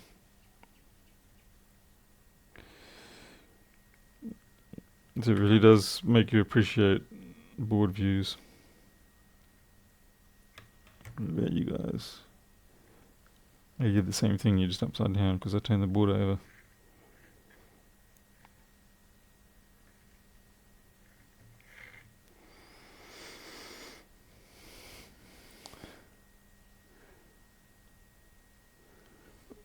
I was thinking a long time. I don't think I did. No, I don't think you paused it. I'm fairly sure I was thinking for a long time, doing nothing.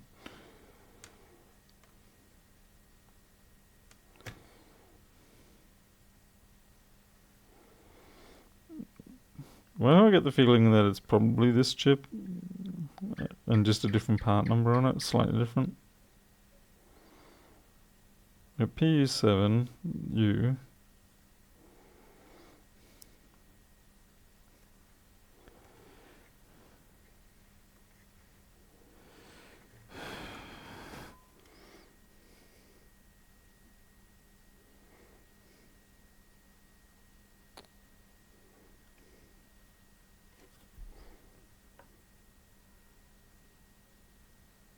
What about you?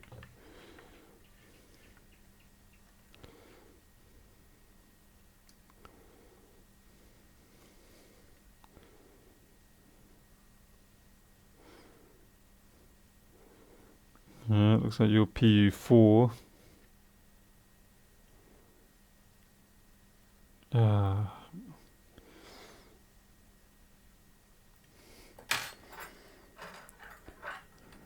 This isn't the chip you're looking for. Yeah, I'm not strong with the ways of the Force tonight. Just gonna get this off just so I can vary it.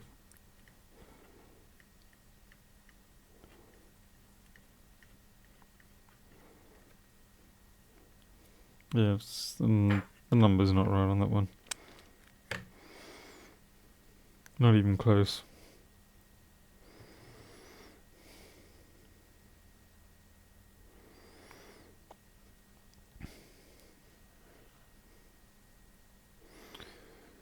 And then where have they hidden it?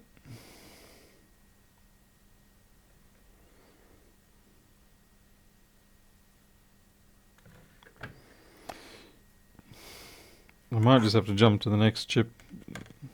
Oh, what about you?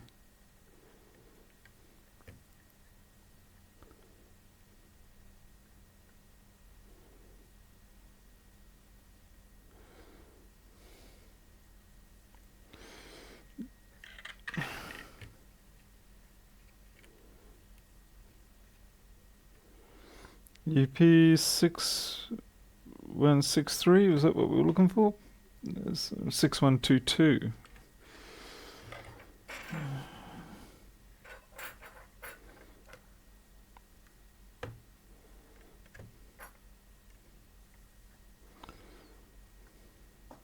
How frustrating this is. Yeah, looking for PU6, which is UP6122. That's its model code.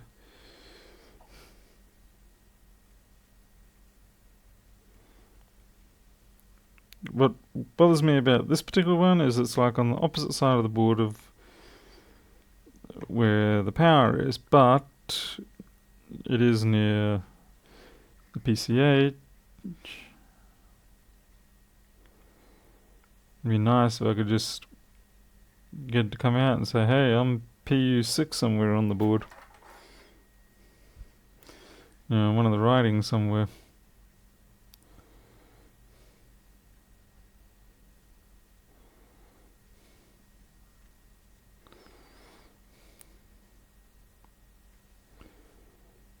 It's got a PR 267 next to it. See if we've got a PR 267 around here. I think we might have.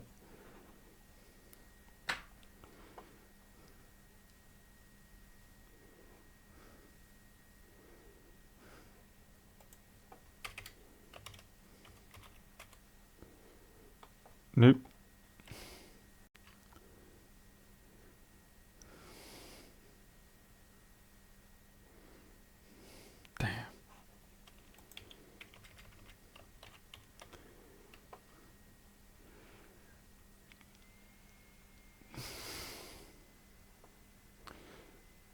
Damn. Maybe we'll look at U17. Oh wait, IT8. No, that's Southbridge or something. Isn't that PCH? Oh no, that's ITC chip. Or is it? What? You're the BIOS. Doesn't make sense. 8518. I think these are the 8518, isn't it? Yeah, that's the 8518.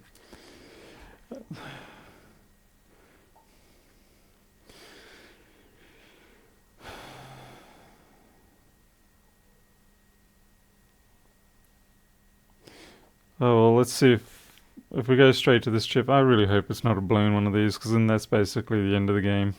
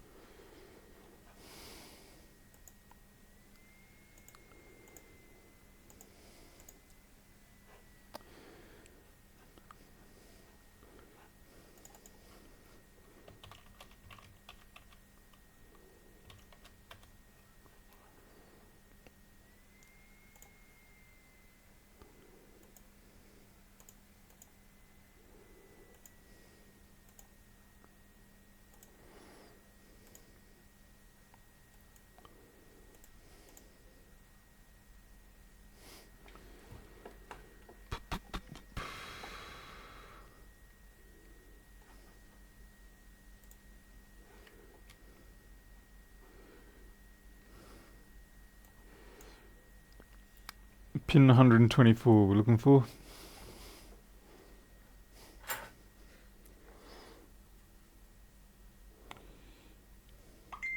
Oh, what now?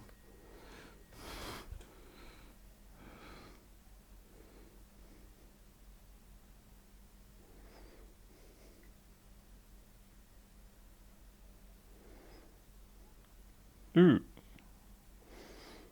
Someone's been very generous and sent me money.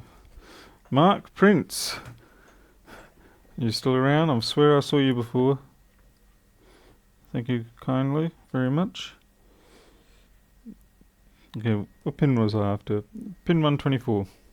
The reason why I'm looking for pin 124 is that is all sys power good. So at least, I guess we could call this a divide and conquer.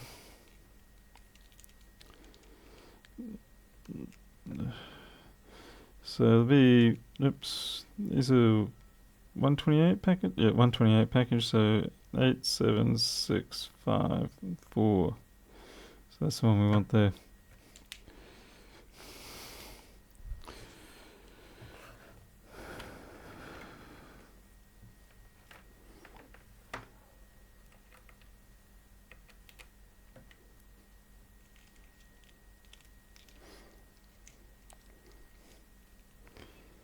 At least you know it came through, Mark. And all sys power good is 0. So at least we know we've got a dead end from that point. So let's go back.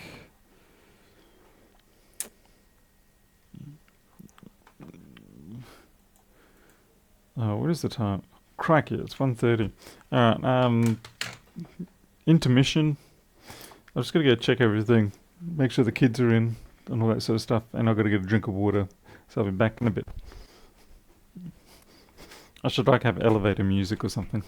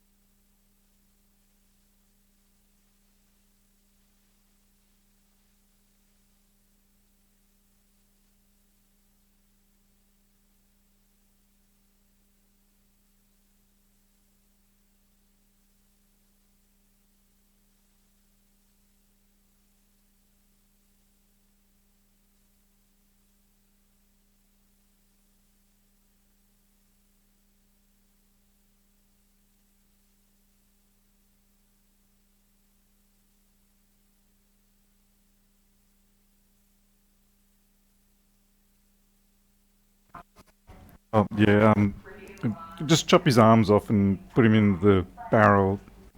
The acid will clear him up in a couple of weeks. So yeah, don't worry about that. Okay, no, it's okay. I'm on mute.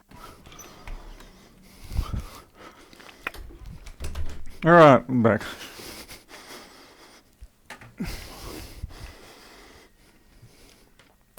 Okay.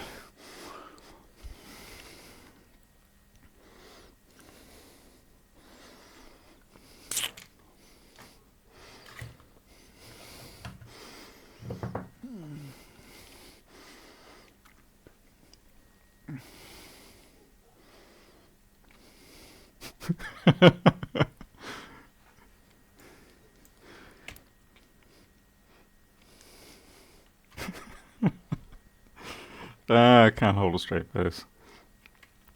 I was a nuisance customer anyway.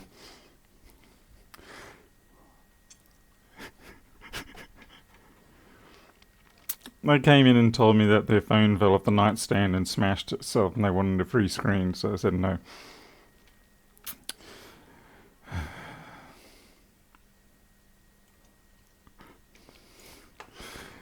Let's see.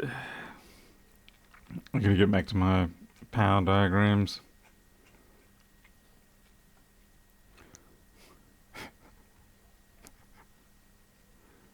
The Mr. and Myth. I was actually quite impressed with that movie. I was expecting far worse, but it was better than I thought.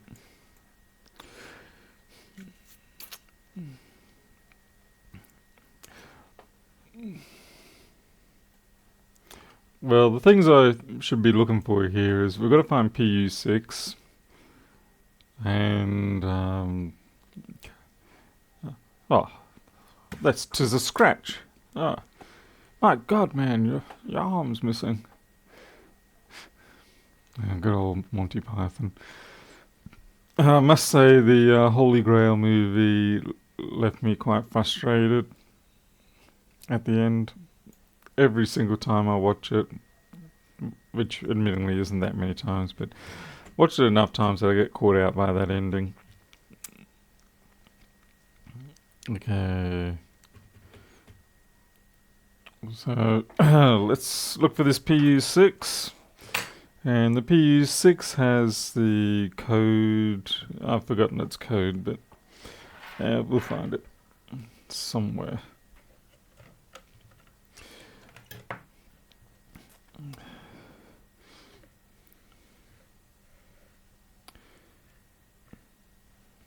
I should have a look at what the associated parts are. Hey Chris, you're back again.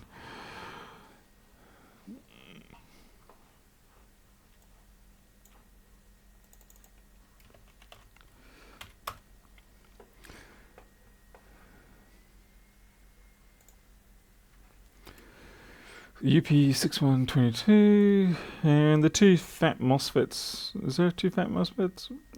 Well, PQ50 is associated with it, so if we find PQ50, we'll probably find PU6.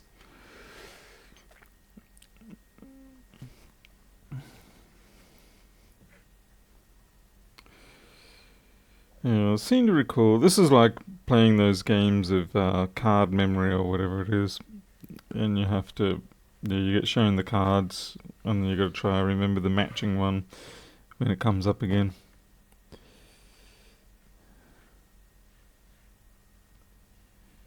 PU2, U13, PQ, PQ50 I think it was we're after. PQ50, there's PQ50, so it kind of implies that's PU6. I can't imagine they would put that MOSFET too far away from its controller. I guess for me, I would like to see a confirmation that that is PU6 purely from, from a lettering somewhere like PU7.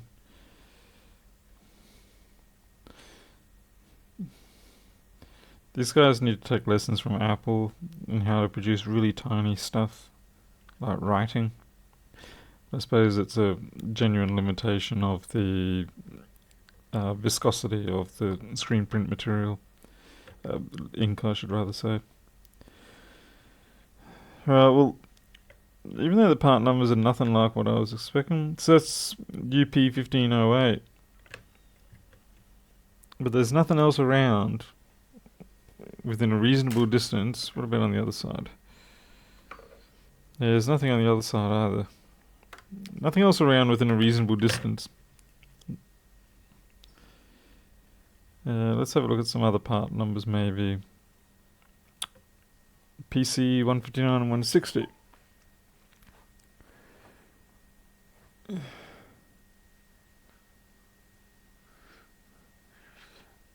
Young Steve Jobs. I really hope I don't end up like Steve Jobs. The guy drops dead a little bit too soon. I want to get at least until my late 90s. Got too many things I want to get done. Even as a kid, things like preschool and all that sort of stuff I'd rebel quite severely against, because it was like, well, it's taking my time away from what I want to do.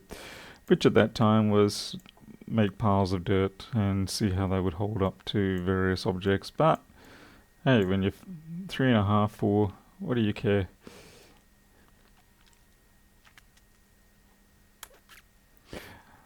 But yeah, when it comes to my time, I am exceptionally selfish. Well, I should say exceptionally protective. I really do not appreciate it being drained away without willingly want it to be so.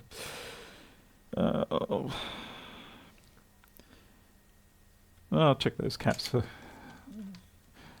Check the cats for shits and giggles. Yeah.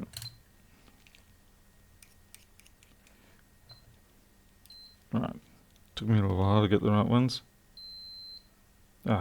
Tricked me again, you bastard.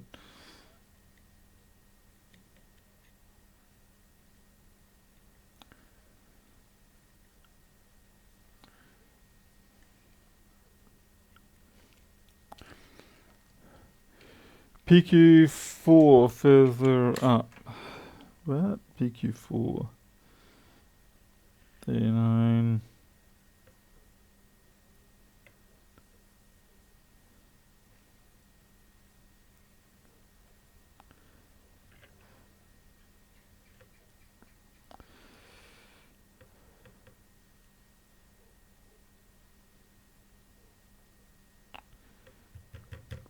What,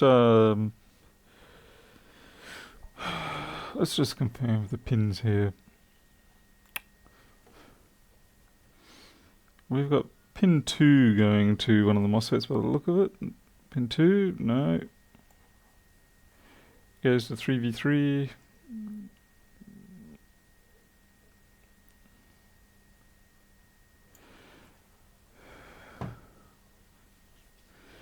I agree, fixing things. I agree. I would love it if I could... Yeah, that resistor looks... That's caught my eye a couple of times, but I was sort of thinking maybe it's just from... just from the reflow or something. Let's have a look at that. And you're a dead set 10k, so you're probably legit. As much as I would like to believe otherwise.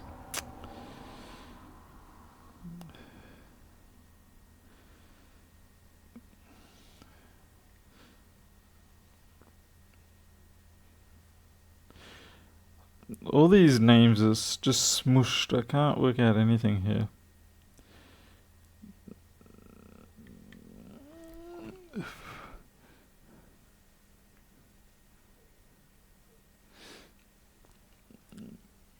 Cormac, I think you've got the same one I've got, I take it?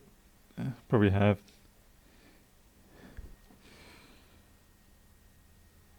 $159, $160.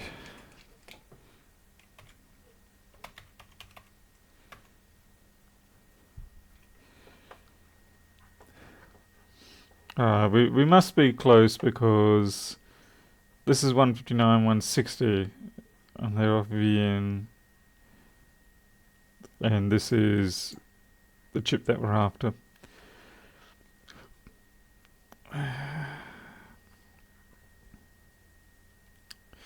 Now the fun thing is I've now forgotten what signal line I was even looking for in the first place.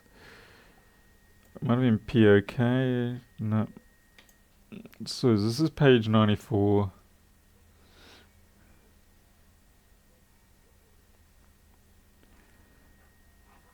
And I want page 105.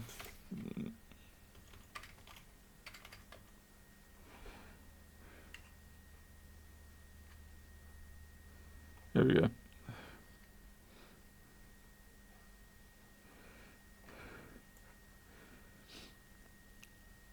We're looking for a power switch. Great. M button and power switch. P6.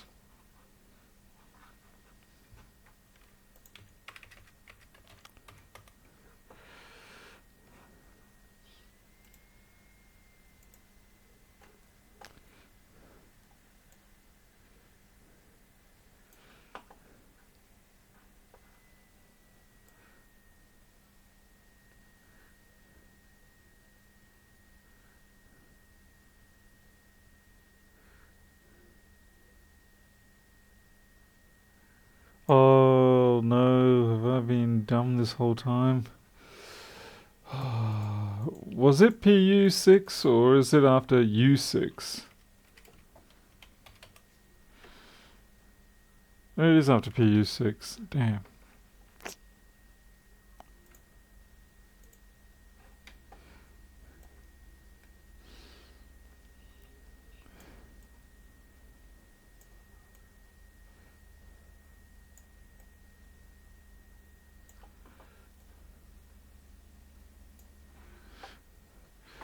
Yeah, nothing at all, Q's. We haven't really got anywhere. Right now I'm trying to find where this thing takes power switch in, because none of these lines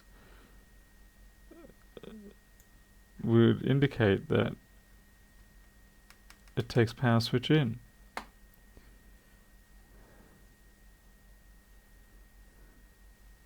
Because according to the other diagram,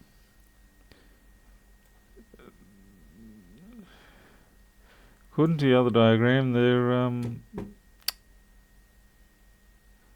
we should have power switch or M button or something like that. But we don't. So there must be something in between that converts it.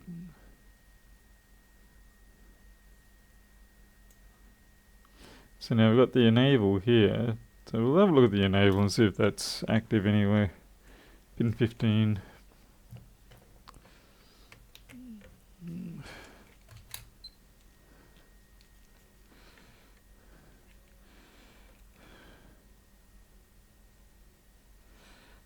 Is that a enable low?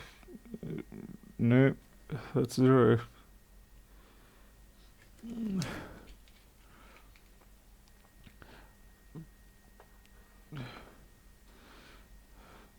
Let's see, would you say 105?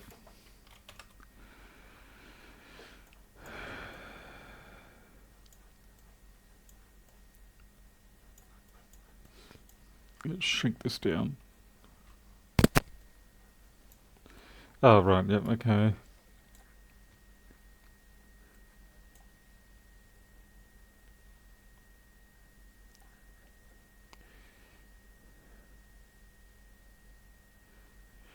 Well, that's interesting. This is...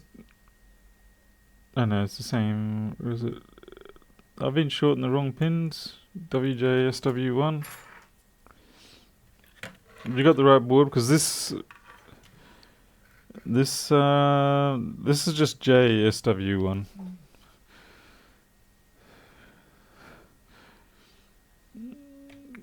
Because as far as I know, this document refers to multiple boards.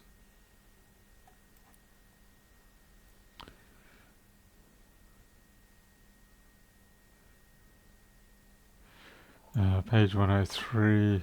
Alright, I was going to say.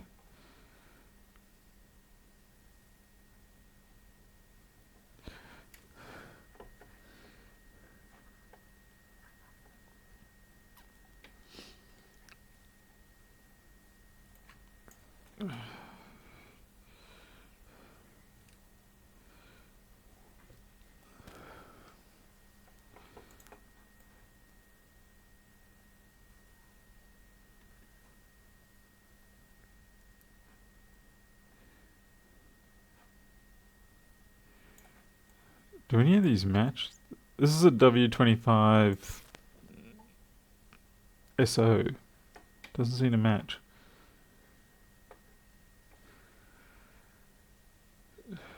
W278U.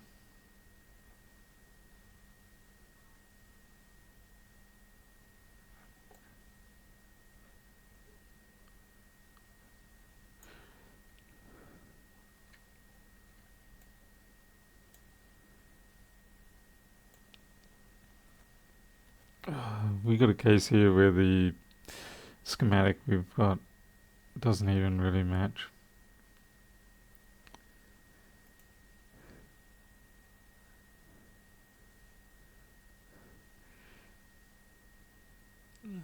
V on the top right of the FET. Which FET?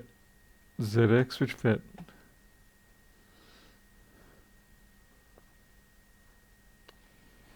I'm getting really aggro with not being able to see my schematic properly here.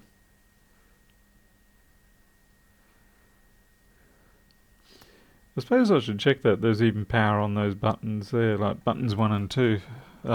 Pins 1 and 2. God damn it. And imagine if there wasn't even any power coming up to those. It seems like a dumb thing.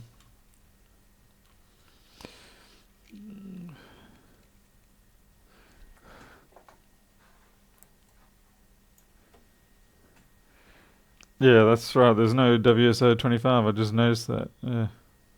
Okay, I don't have any voltage on pin 1. And I don't have anything on pin 2. So we don't even have our standby voltages by the looks of it. S3.3. Ah, 3.3B.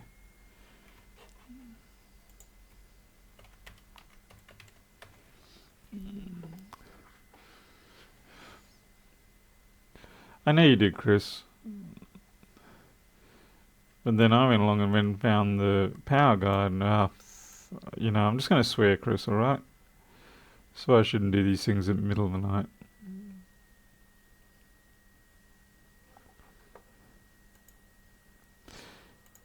And just to make it more interesting, of course, now we find out that the schematics aren't a good enough match. You're making me go around in circles here, aren't you? Yep, you are.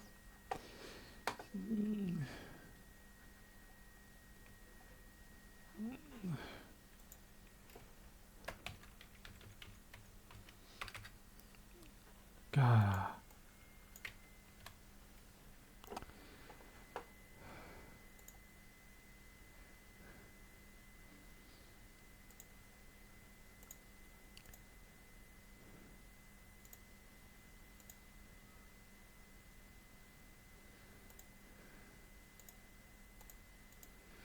Oh, this could take a while.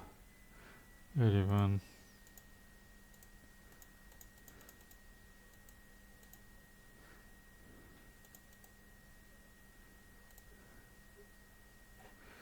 Start from the bottom.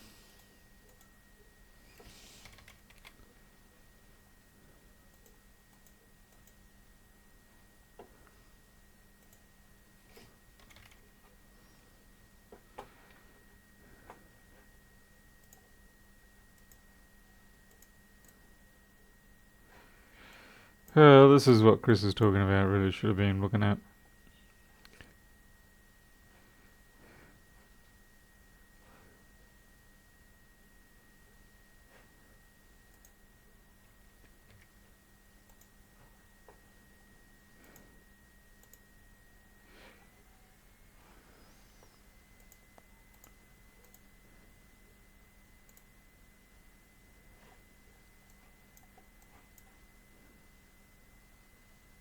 See where it gets created.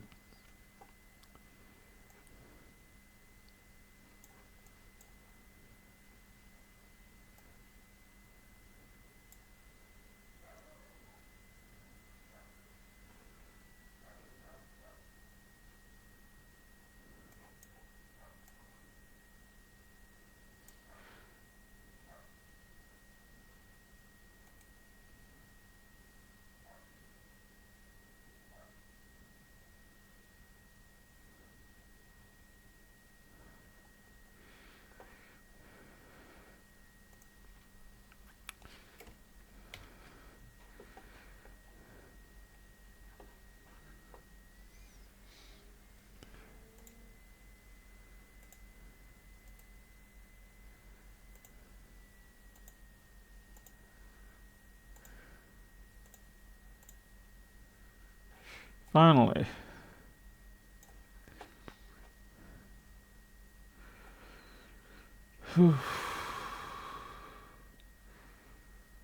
PQ66, let's go look for that. Maybe even just 5V. Look for this. Let's look for 5V first. PQ31.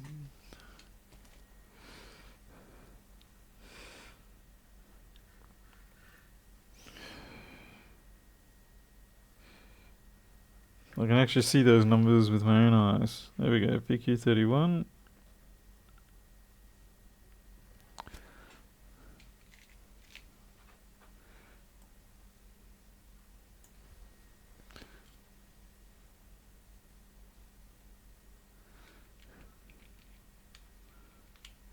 Sorry, ZX. Yeah. Unfortunately, the lag factor in this in chat's always a pain. So sys 15 volts probably what I should be looking for.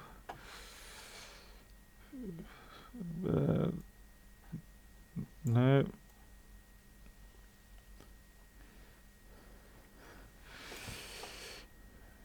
P3.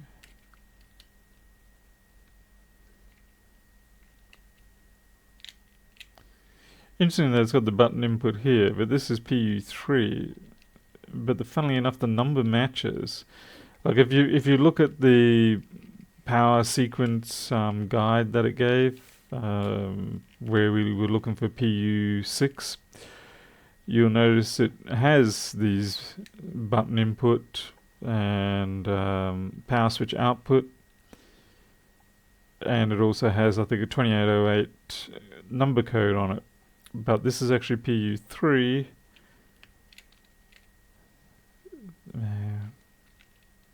This is why it's nicer when these boards fail catastrophically with something like a blown cap.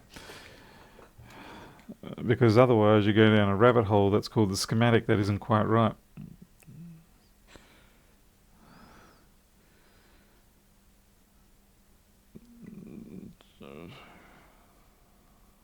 Right. I got your message finally, Cormac.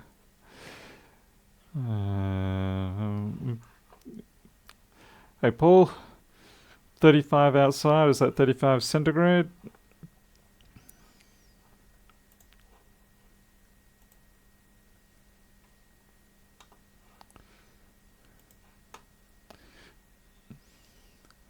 Make sure nothing comes up.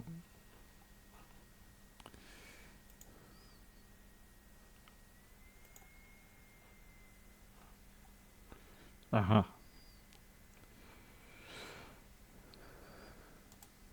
Oh dear, goodness gracious.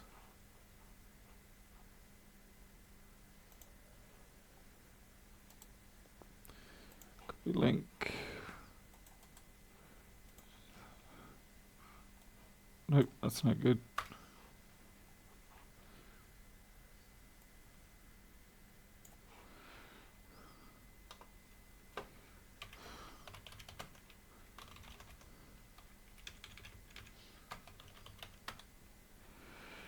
Right.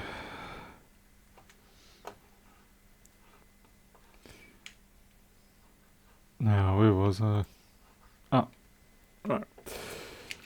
Right, I'm on page 92 right now. 37 Fahrenheit. Oh, that's nice. Hey, my way. Been a while again.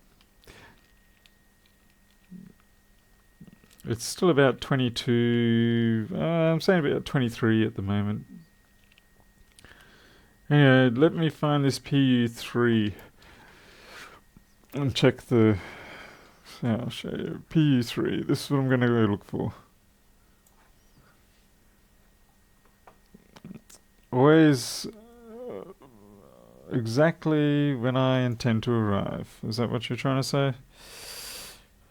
Gandalf?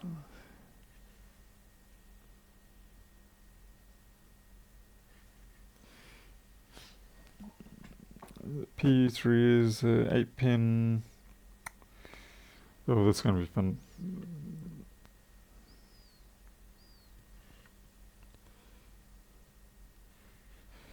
There's something associated with it. Nothing.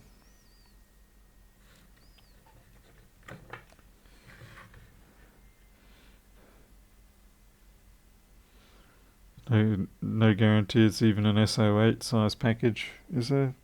Yeah.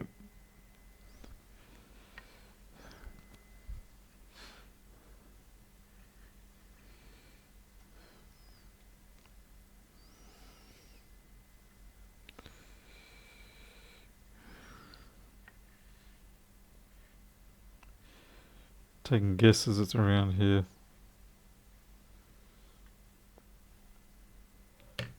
We got a PU2 there, but that doesn't mean squat. Far too often parts will be on completely opposite ends of the board, even though they're numerically right next to each other.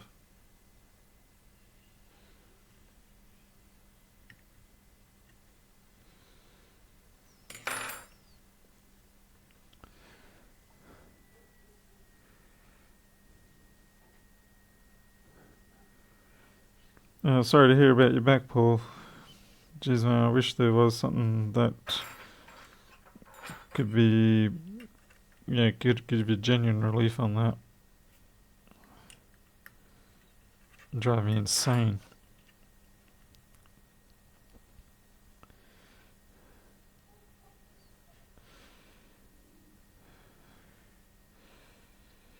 P2, PQ. Oh, there we go, PU3. I'm just trying to verify the numbering. Yep.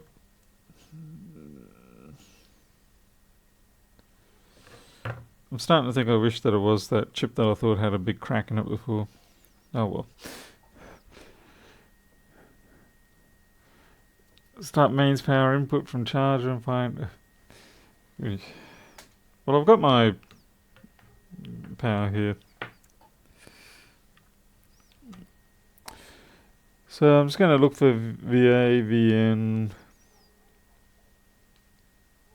VN1, whatever the hell that is.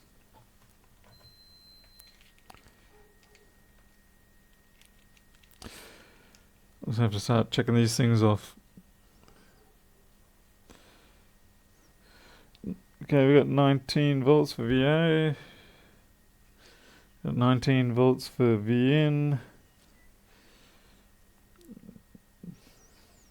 Button is high, so that's pretty much what we're expecting.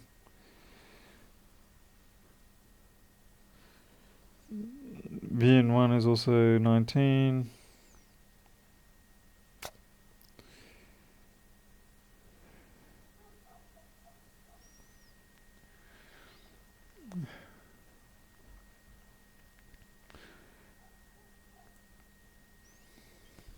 Well, Chris, first I want to,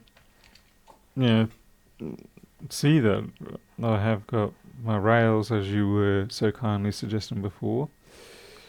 This Sys15V is something that they all seem to be based off, so I've got to find that.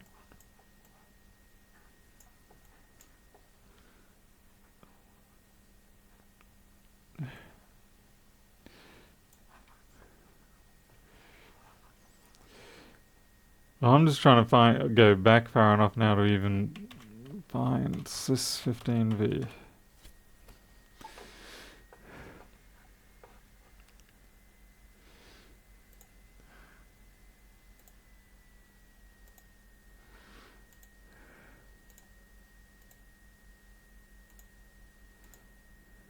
Am I just going back and forth on the same page here?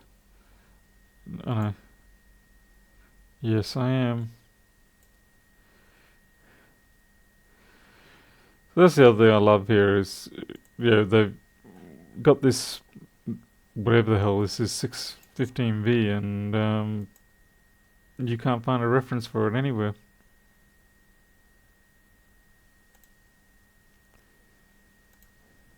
I suppose it's because these...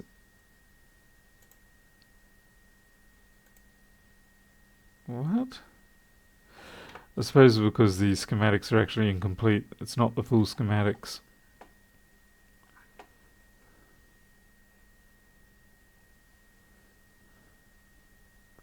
And therein is is perhaps where half of our trouble lies.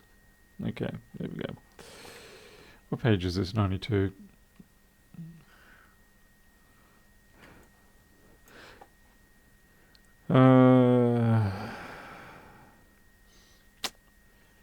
So PQ31.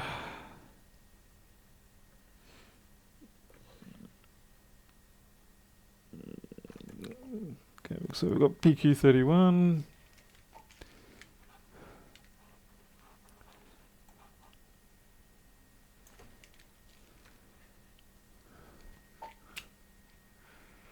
Yeah, and they're for multiple boards. It just makes it so hellish. Like I said, it's why I love the MacBooks, because it's a lot simpler.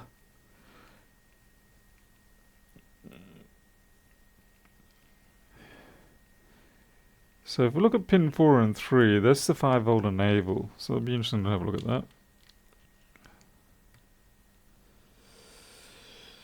that. Pin 3, oops. And I've got no enable. Or maybe I've just got the wrong...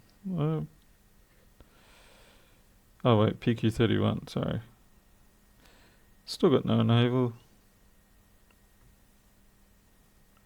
No enable. S15. Yeah, that's a good point. I'll try to find S15.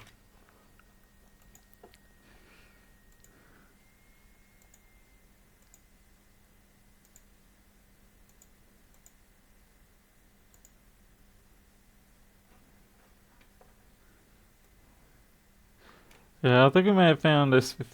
Why didn't the... Maybe I've got a very suckful...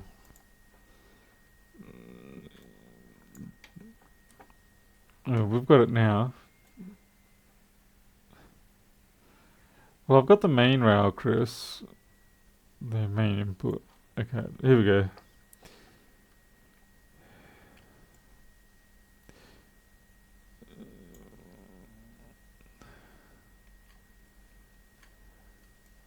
VDD3, VDD5.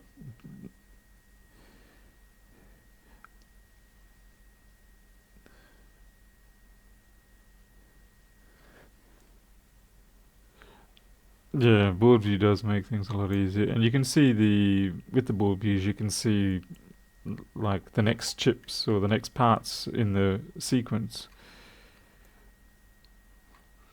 What is this part? PU4. And you are a 24 pin, 25 pin, so 6 per side. So someone want to tell... And this is PU4. We got lucky.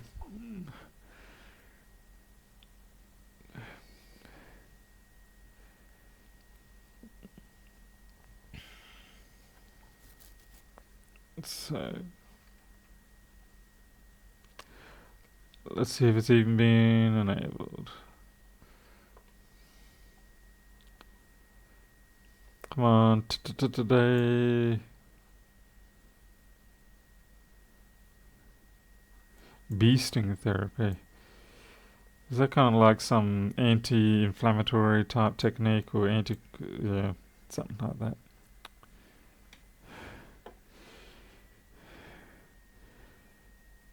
PL12, I want 3 volts. Okay. Let me guess, the inductors are on the other side. Yep.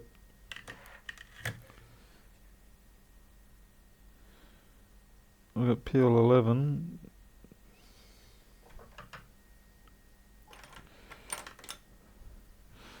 Not sure how far I get this fixed because I've definitely... There we go. PL11, PL12. I'm guessing 11 is 3 volt or 5 volt, whatever.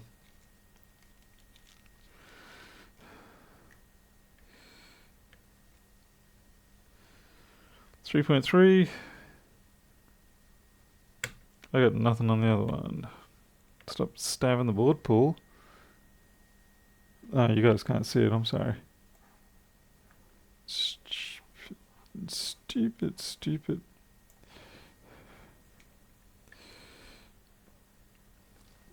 So for PL12, which is the 3.3,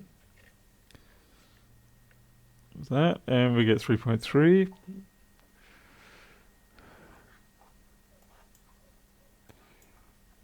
And I'm assuming, yeah, PL11 should be the 5.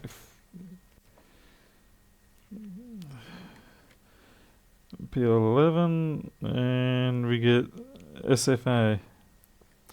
SFA, so we might have a shorted MOSFET here finally.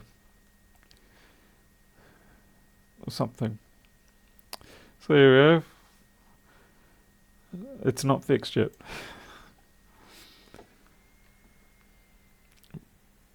Yeah, no 5 volts. So we found what may be a good start to the problem finally after... how long has this stream been going for? 2.5 hours. Way too long. I'm definitely losing money now at this point, so I better fix it. Alright, so PQ60 and 61. It's probably the coil. It has to be the coil. PQ60, 61.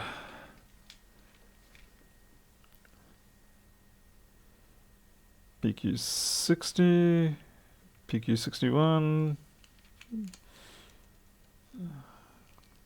It may not be enabled, that's the other possibility. Enable 1, enable 0. Okay, yeah, here we go. Pin 1, hopefully we've got...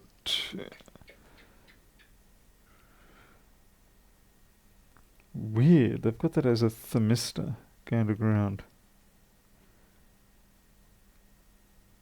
I wonder how that's working.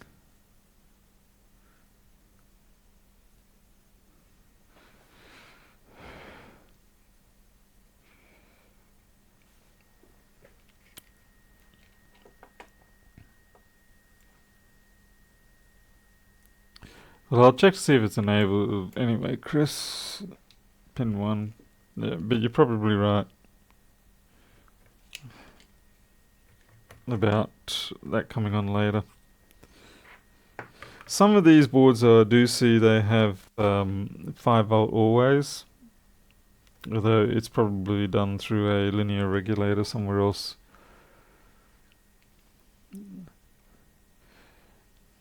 Just notice I got an enable 0, an enable 2, an enable... The enable 5 volt, funnily enough, and 3 volt.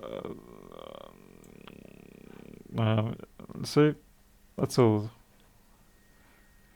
So if one's running, the other should be running too. Or PR, why have they... It's not a thermistor, they've just put a circle around it. It's just strange that they've chosen that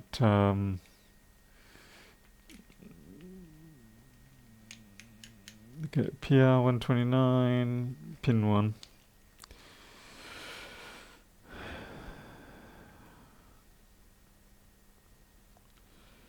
Pin 1, okay, pin 1.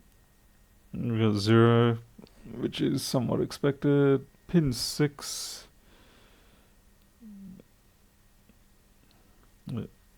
Interesting. Pin 6 is 0.9 volts.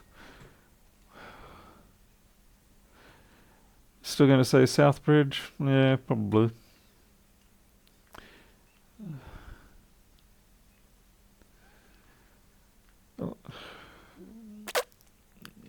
I'll check pin 4 because that's turn on sense. I've got 2 volts on that, which is difficult to say because they haven't got the values on there. That's nice.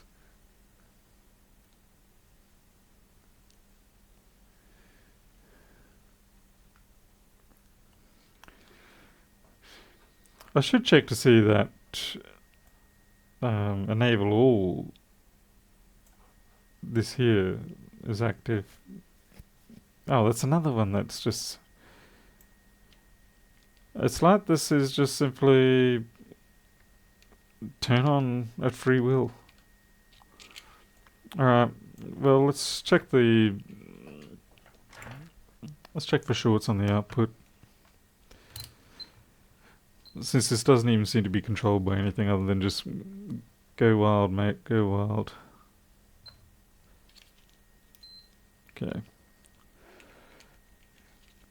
Chris, you know, I'm tempted to go with your money on that one.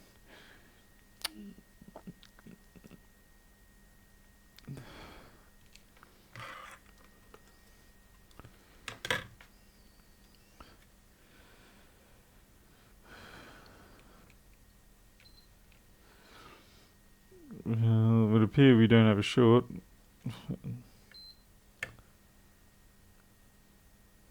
The values are a bit different. Oh, sorry guys.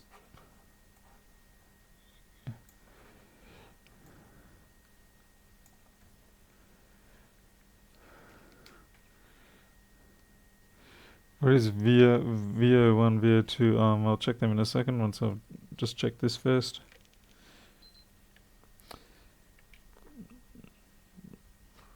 Three 373. It's 373.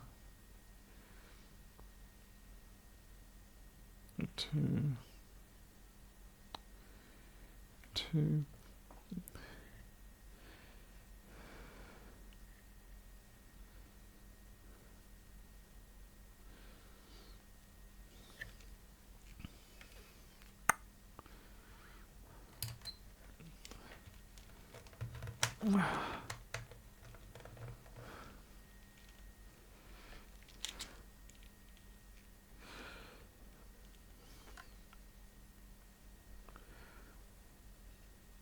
.5 to gate. 0.6 to gate. That's interesting.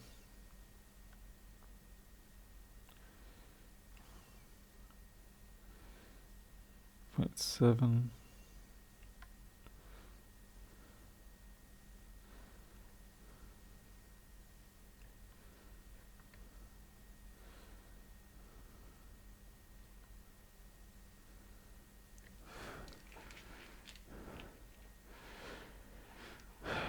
Pin 16, VN. Okay, I'll check that for you.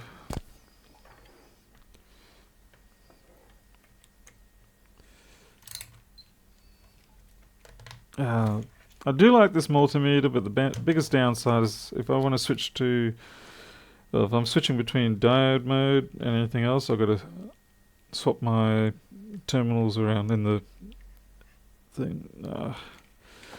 As such, I'm thinking of using my whole couple of dollars in Amazon, money from the affiliates, to buy myself a new meter. I might get a Fluke 15B, something like that. What am I after? Pin 16, we want VN.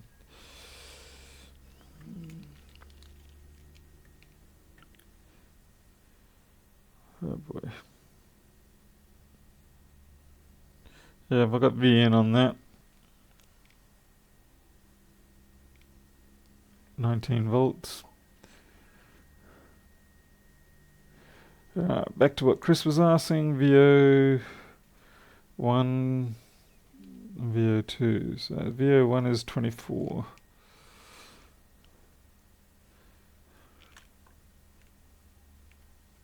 God damn it. Yeah. Nothing on VO1, which I'm kind of expecting.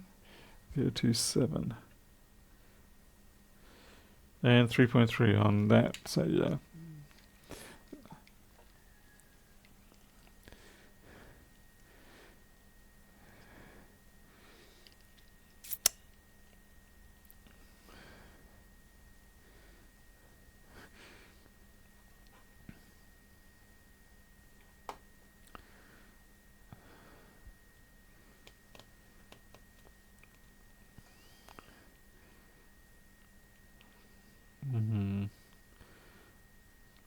I'm just going to check these here to make sure we've got sys5, sys10 coming in, because that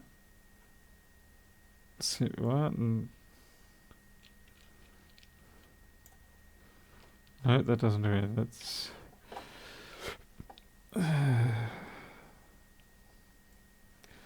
be nice if I knew what this chip was expecting.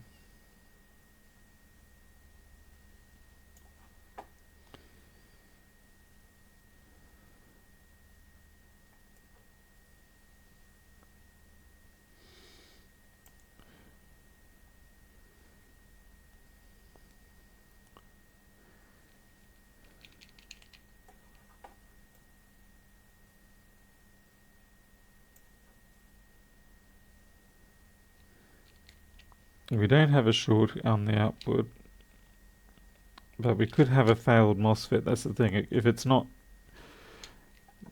if it doesn't open properly, or it's remaining open, although if it was remaining open, we'd tend to see a short. But if it doesn't open properly, then it will cause a fault condition.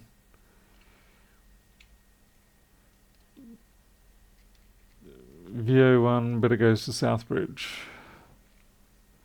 Alright. Let's see how you go with this, Chris. You've got this. You can download the schematics. No, Chris, you lose on that. Sorry. Here's VO1. VO1 is actually Sys5V. It's the main rail. So that's actually more of a... I think that's a feedback.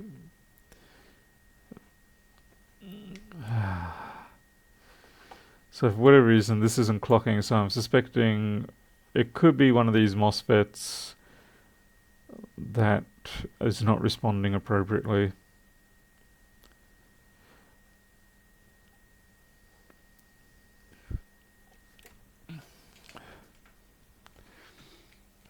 Do you have phase 1 on pin 20? No, I don't have phase 1 on pin 20. That's the trouble. Nothing's working there. I suspect if we had a storage oscillator, DSO or something like that, we would see that this will try probably to start and then drop dead.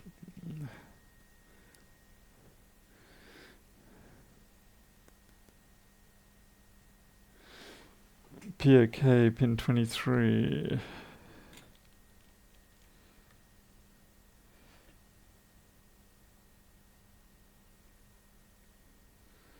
Yeah, POK definitely not okay. I don't have a scope to go probing that. I mean, I do have one, but not one that's going to be quick enough for this or convenient enough. It's a old handheld. Yeah, where is it?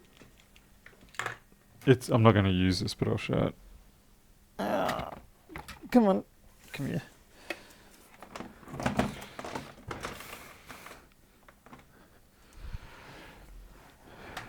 I think I just worked out where my missing batteries are. And you are flat. Oh well. Anyway, yeah, this is my Velleman handheld oscilloscope. It's only a single channel. It only does out to 10 megahertz, but it worked pretty good for what I originally bought it for, which is basically servo circuits and things like that on model aircraft. Well, crap, that's still on. God damn it. Ah, you guys didn't get to see that. Ah, shame.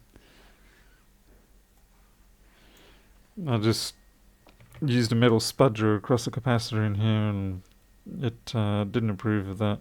It kind of made noises and sparks. Just cleaning off the scum here in the event that I've missed a... Hey, that cap looks kind of nasty. Or is it just junk on it? I think it's just junk. I'm wishful thinking.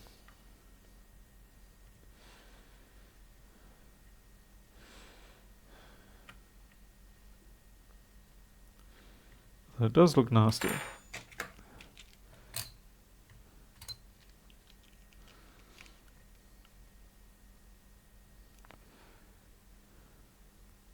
Half a K.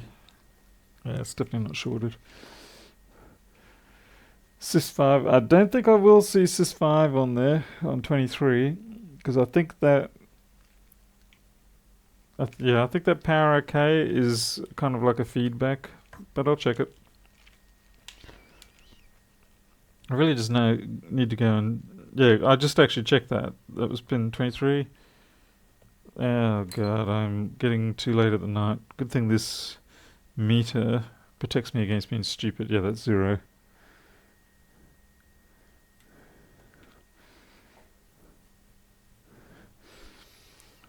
I have a feeling that one of the MOSFETs has died. So we've got between PQ61 and PQ60. I'm just not sure which one it is or whatever. And it's hard for me to measure to see if I've got gate drive because the chip's on the other side of the board, so I can't really go one way or the other, which is a bit of a nuisance. VREG 5 is actually something I should check for. Pin 22.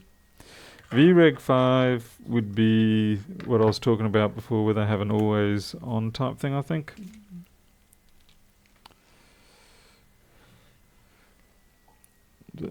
Pin 22.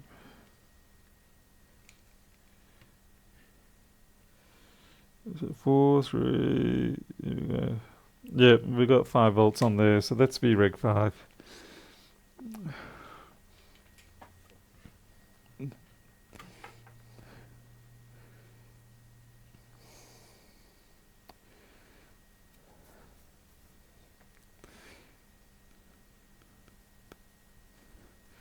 Alright,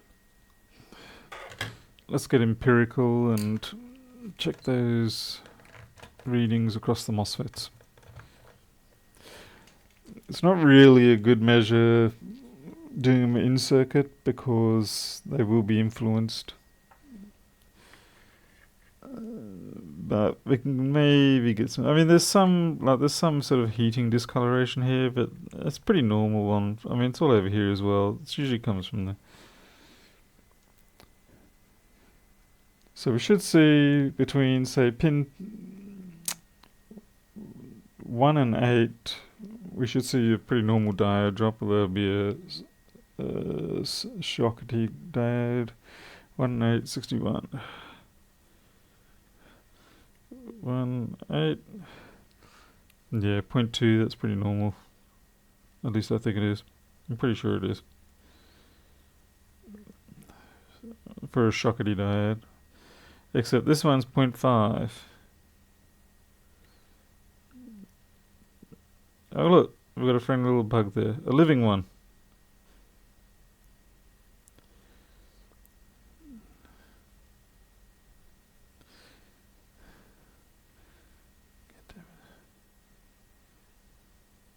It's crawling up my goddamn probe.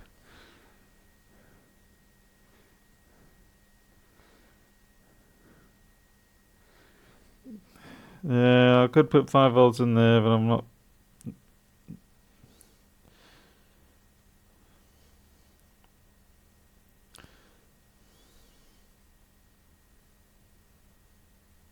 Alright. The question here. No. I'm checking these MOSFETs properly first. The bastard of a value keeps changing. 0.26. I'm killing the legs too. 1.3. 5.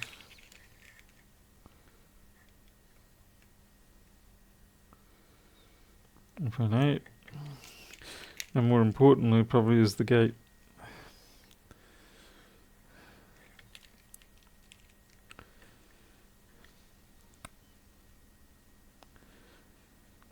Point 5, 0.7. I sort of expect that on 60 because that's on the high side. So you got a different bunch of electronics to drive high side. Alright, now to check between gate and input. Yeah, wasn't expecting gate and output. 2,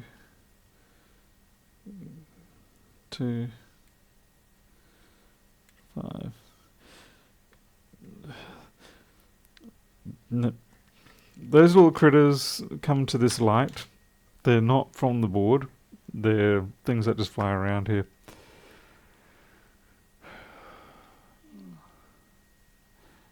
Look for a work using motherboard. Yeah, could do that too. Yeah, the bug's really fast. Yep. Alright, here we go. Wire time.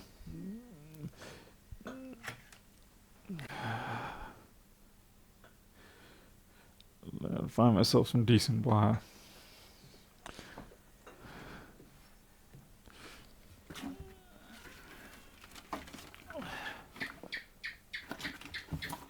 Yeah, well, the gecko thinks it's humorous again.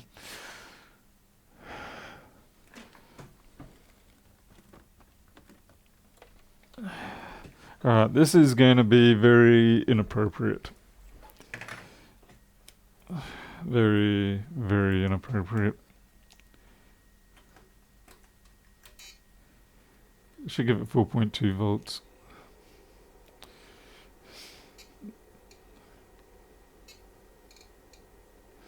Five volts. Give it 3 amps. I have a feeling it's going to want more than 3, but I guess we'll see.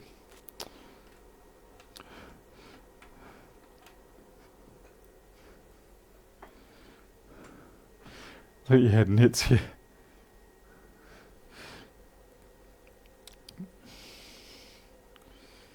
I need a bigger claw than this.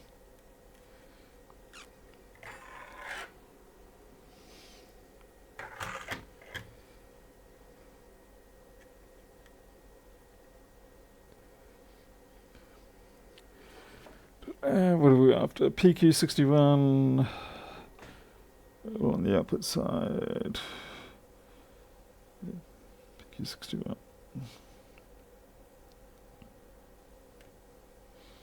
Okay. Now this will probably melt, so excuse me. I think I sucked up one of those bugs.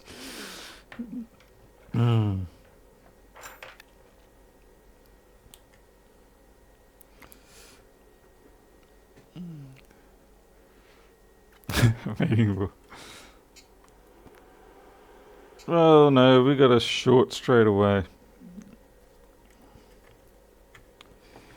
Either that or it's demanding a lot more power than I can deliver. No, that was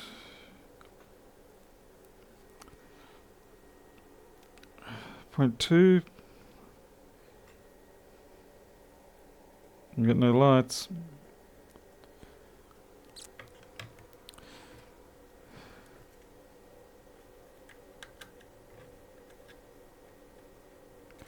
Oh.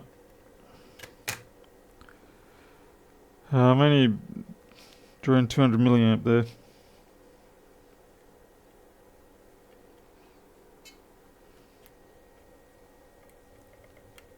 Great. Now I can't get that out. And nothing came on, by the way.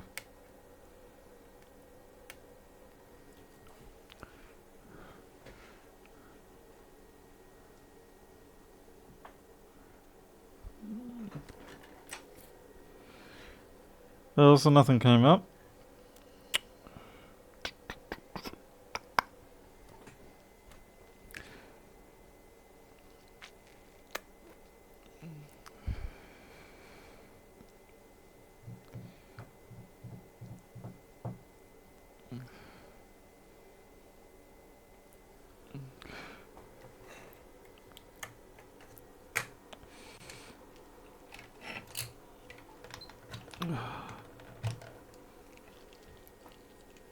This is becoming real. This really should have just gone into the bin by now. I mean, really. is 60.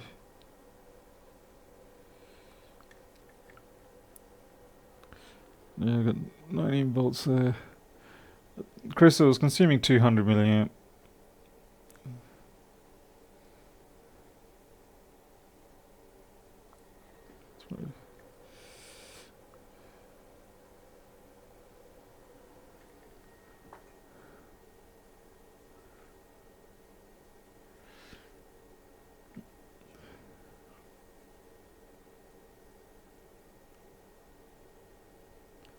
Ooh, yeah, PCH.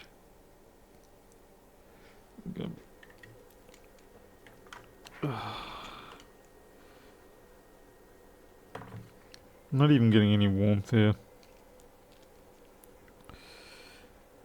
I'll put them after 22.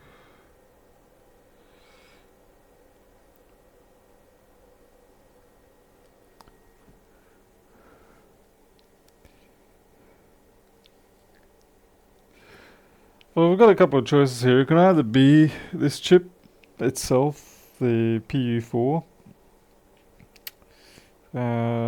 Easiest thing for me to do if I want to, like, I can't confirm that the MOSFETs are dead because the readings seem to be okay.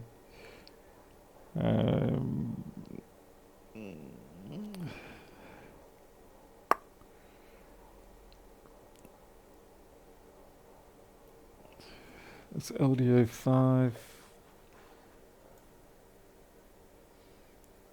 Pin 17. Just verify pin 17. We should have 5 volts on pin 17.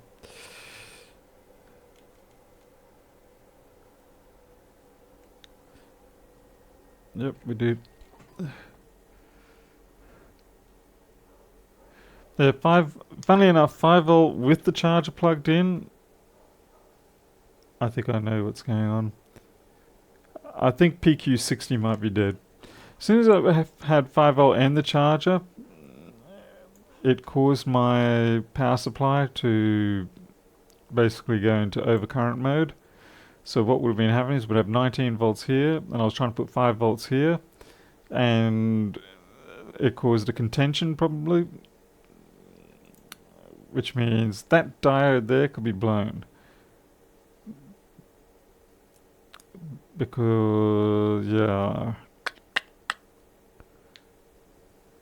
So I have, because yeah, if I had 19 there, 5 there, and it caused my power supply to go all spack, then it would mean this blocking diode may be dead.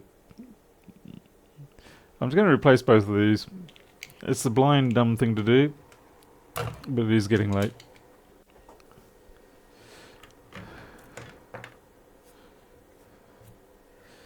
These ones, these 40, what are they? It doesn't really matter anyway. Yeah, the very brief light makes me think that it's trying. It's not getting anywhere. So what have we got here? Nothing of importance other than this bit of black crap here.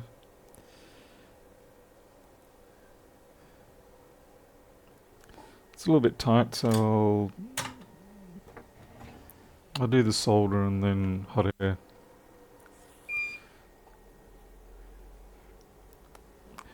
The charger, I wouldn't say it went full short. It's just that it really didn't like the fact that it could see. Oh, flip. I got my extractor.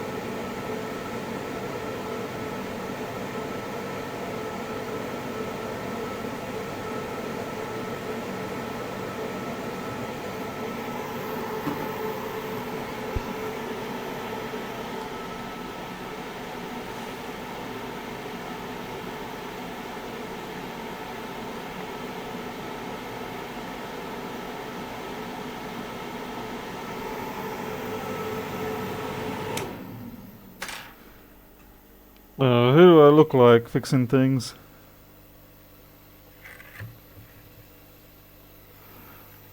Yeah, I have to use this crappy wick.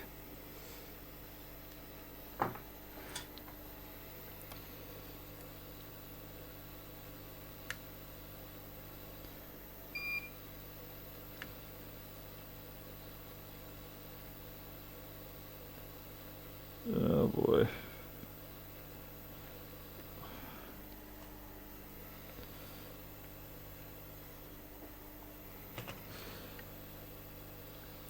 I probably should be using my monster iron for this.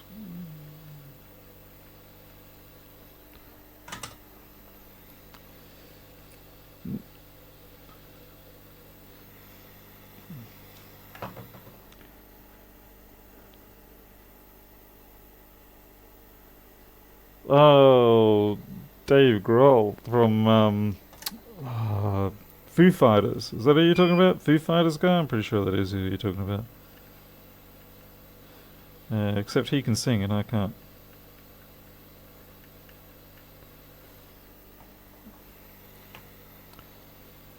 Paul, I'm referring to the diode that's actually built into the MOSFETs, the body diode.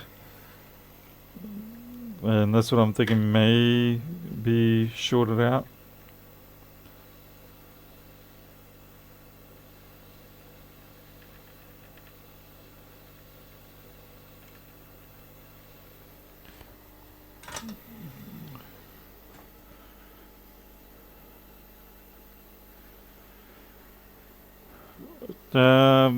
Yeah, I don't normally use that much wick on boards, but I gotta admit, I prefer Goot wick, but this one here is the Tech Spray No Clean.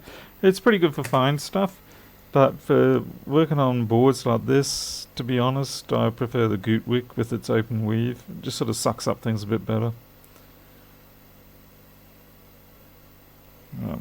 I could technically try and see if we can power this up now.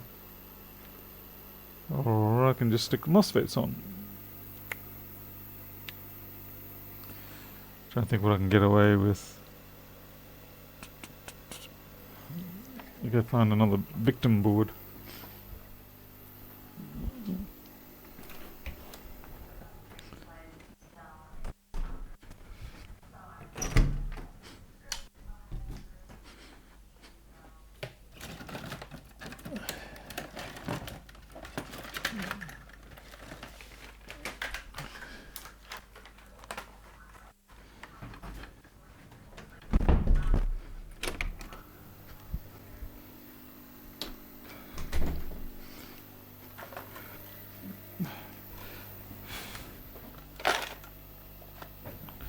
So at this point I probably should put the protective mat back down. Gooty's poot. How dare you, Chris? How dare you, sir? Goot is glorious.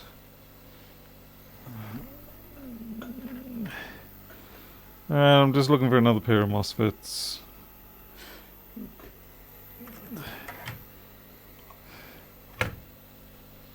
Let's see, 4466 what were these ones? These are, have a look at them, Paul. Actually, look at the one that you took off.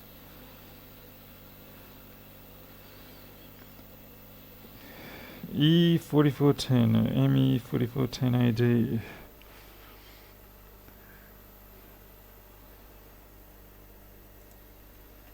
ME4410AD MOSFET.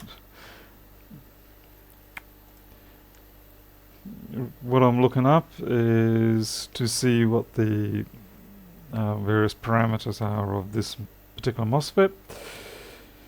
And with a gate source of 10 volts, we're looking at 14 milliamps. And let's see. Now I'm also looking for the total gate charge, which is QT typically, or QG. And in this case, 9.7 nanocoulombs. A bit closer to 20 nanocoulombs when it's at 10 volts. Alright. Now these parameters are important because if you get them wrong, particularly the on resistance. It can tax things a little bit. The gate charge is something that's less checked, but it is also important because if you have a MOSFET that demands an extremely high gate charge, then your controller chip often cannot deliver that charge, and you need to pump that charge in and out every time you want to switch on or switch off the MOSFET. There's a few other parameters on them, but those two are the big ones that you got to watch out for. What have we got here? 4835. This is forcing me to. I'm probably going to have to pull out my own stock for this, because I've stripped a few too many MOSFETs from these things. 4712s. 44. Goddamn 4466s are everywhere. I might as well use them. See how it goes. If nothing else, it'll give me an idea of what's going on. 4407, 4407.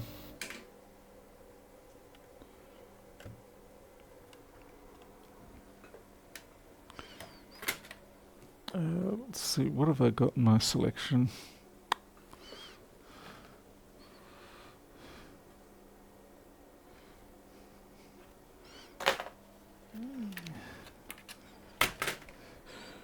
I think we'll go for this pair here.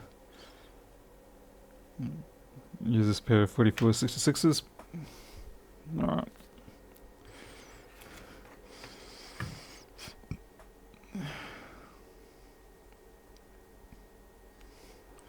And naturally the hot air is turned off. It's going to change my nozzle size on this. I've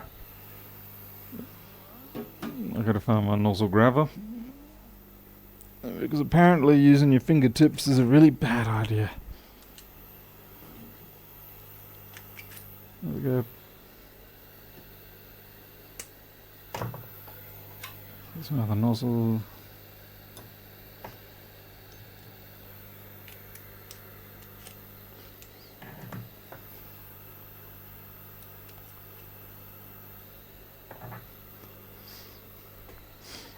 The other nozzle is the one that I use for iPhones and more delicate things.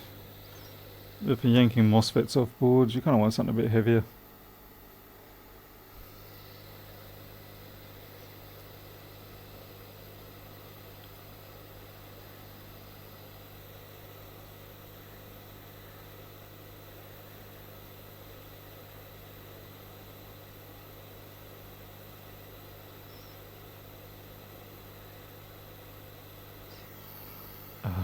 That is way too low.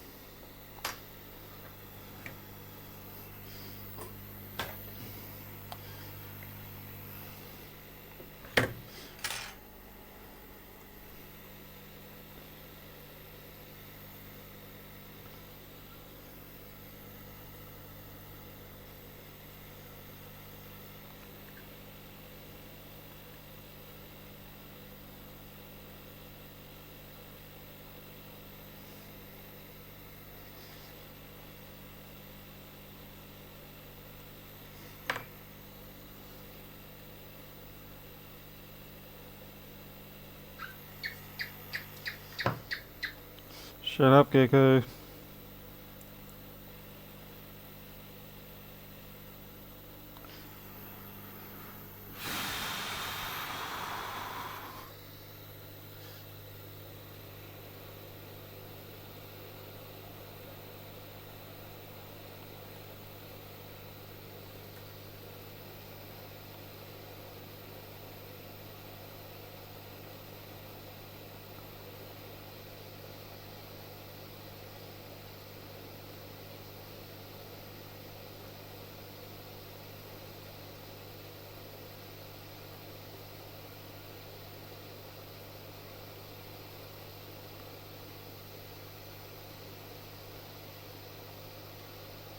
Well, I should have just soldered these back on.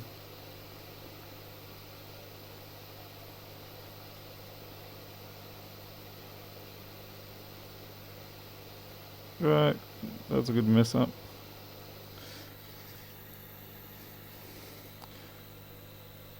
Seriously, it was dumb of me. I should have just soldered them back on. But since the board's already warmed up, carry on.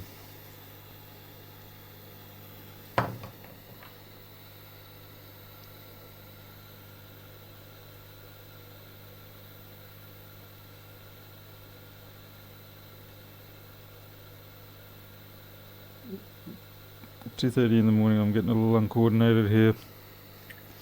Crap.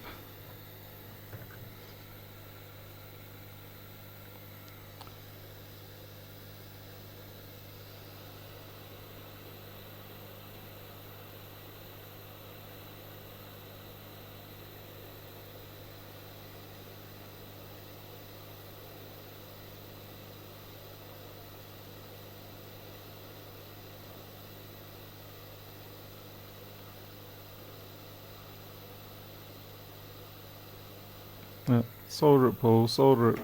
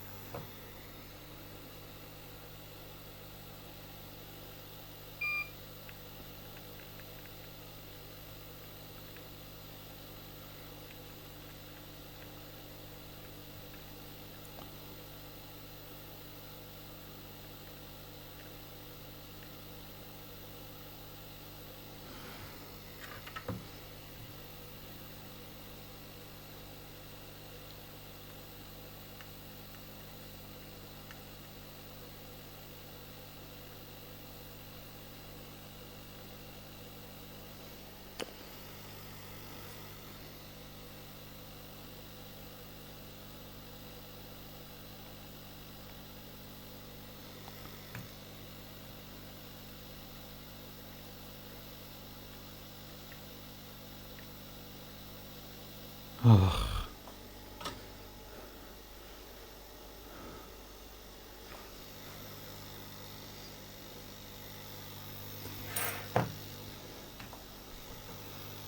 Yeah, after all this, it's probably not even going to be that.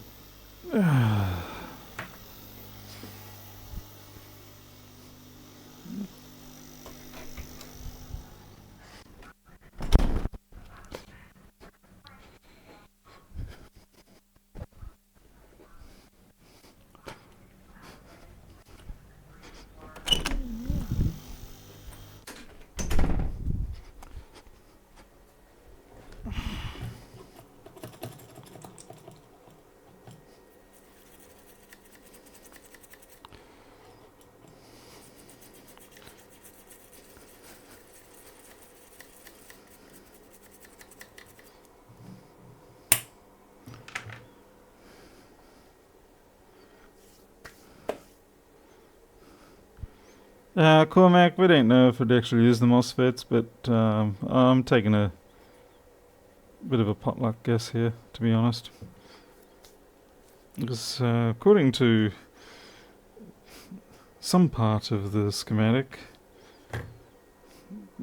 we should be seeing that 5 volts constantly produced. Then again, we could be reading a schematic that isn't valid, and guess if we're not in focus, I'm going to bring these into the camera so that when I connect the power,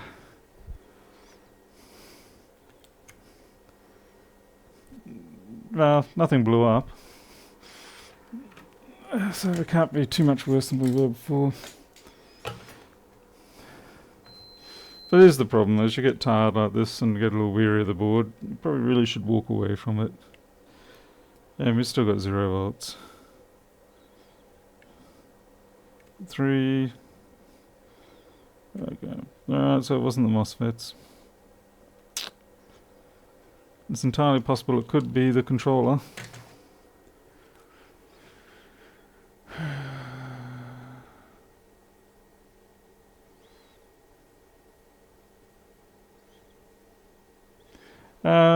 No, I don't think it's getting pulled down because I can put current onto, like I can feed current into that and it only draws 200 milliamp.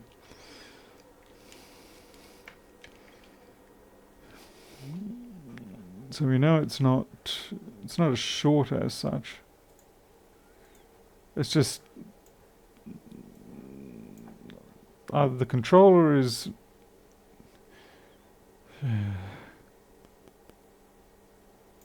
1 versus 6.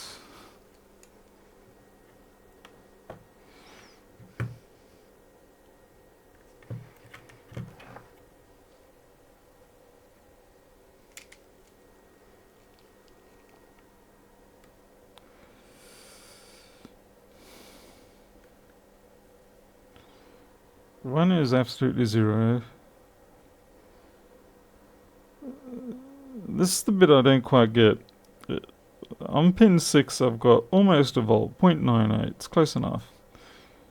Whereas on pin 1 I've got very much 0. And so the reason why that's relevant is because what...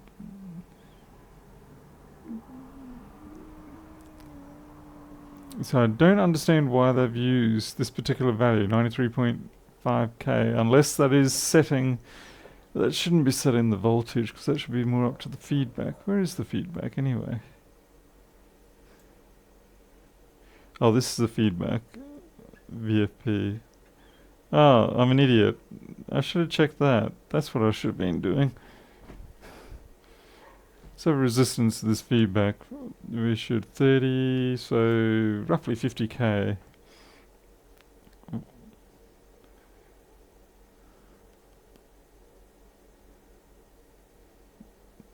So let's see, pin 2 to ground should be almost 20k. I should have checked that at the start, not now. What was that? Pin 2.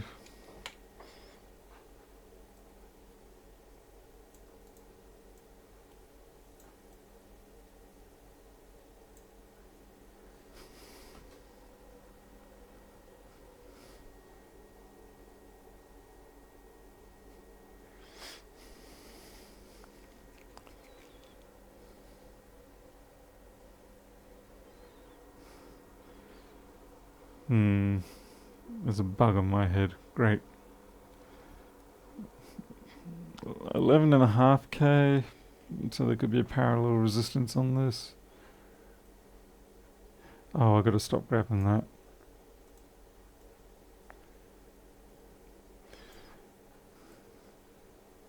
So I measure 11.5k between, well, the feedback and ground.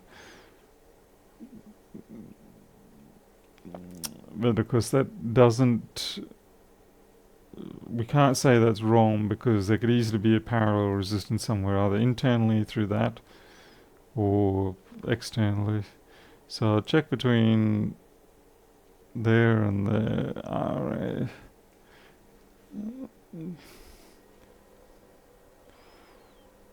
Yeah, which one's RA?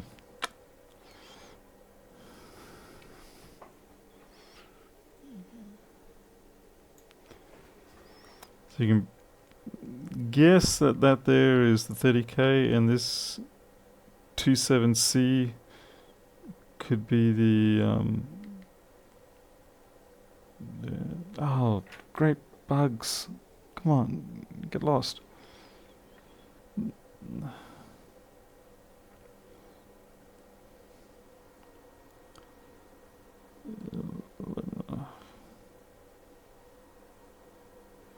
Oh, that's interesting.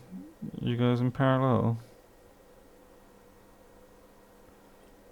You are in parallel.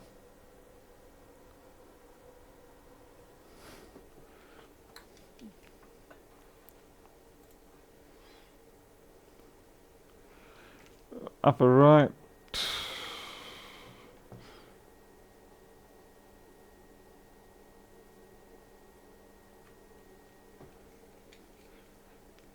No, Cormac, I believe you'll find it's actually 27C. If you look up the 571, I think, series, 1% capacitors. That's an actual marking. 1%, 0603 resistor marking.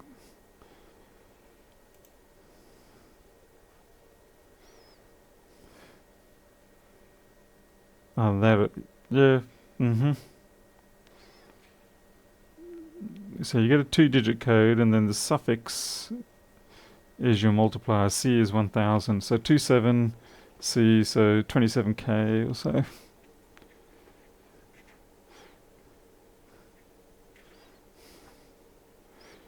But it's really awkward, because you're right. That could easily be a 270. I suppose I've probably put some sort of error marking, cross-checking in there. It could easily be 270, and then you read it as 27C.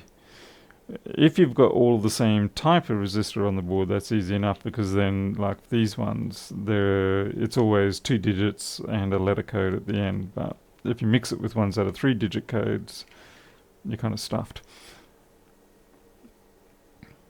G'day, P. Henry. Yeah, it's the we've got the 3.3 running, 5 won't run.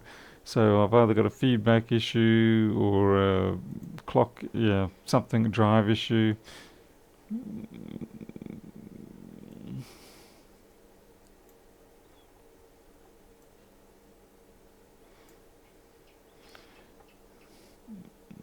So right now I'm kind of curious. What about PC52? Let's see.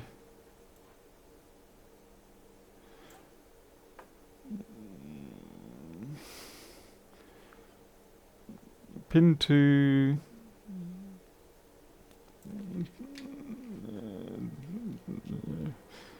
Oh, that's a pain in the butt trying to do that.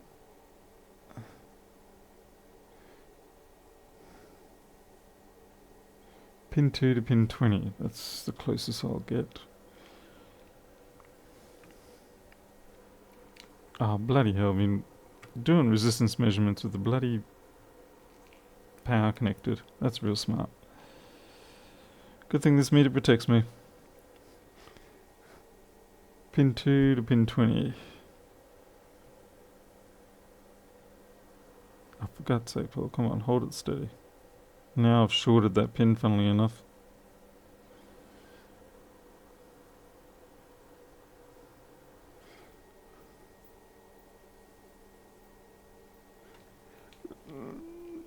No, I was actually, with pin 2, I was looking for the feedback line. Pin 2 is V feedback 1, which is off the 5 volt. So let me show you. So if I go here, then up, into there. So what I was just doing then was measuring pin 20 to pin 2, which should give me an indication of if that cap was shorter, but it doesn't seem to be. I'm still getting 11K off there.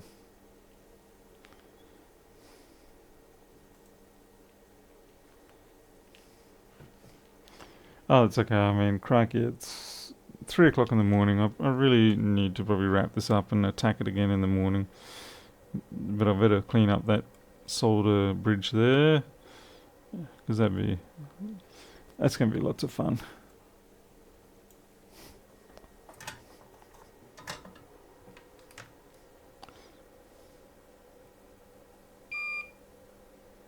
Actually, why not just do all of these pins? It's very unlikely that any of these are going to be at fault, but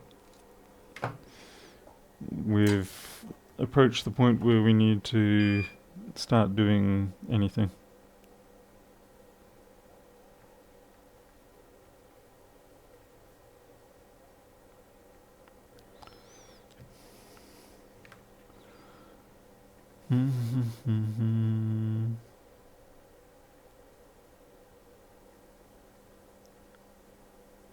Should probably put some solder on those.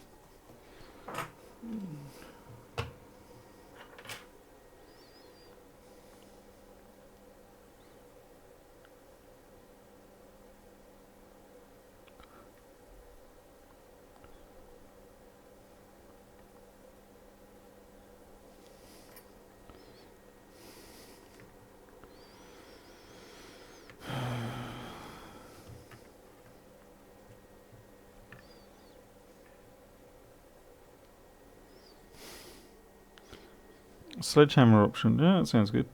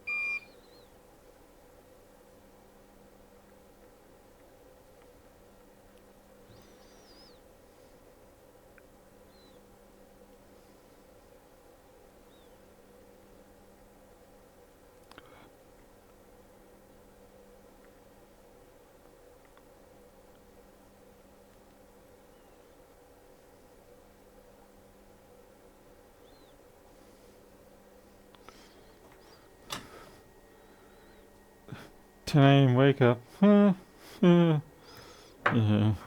PV Henry, which diode are you referring to? You're talking about the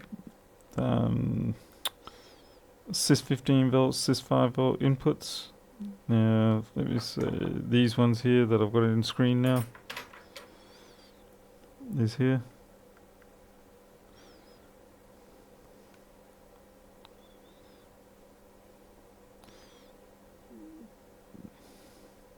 Oh, look at that. That's a crack in that.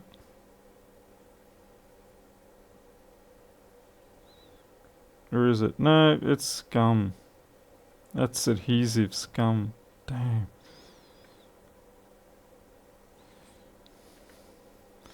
I'm just really not in the right frame of wakefulness right now. Yeah, you can see the 27C. But yeah, like I say, yeah, you're right next to a 3-digit version, which is 303. Gets confusing.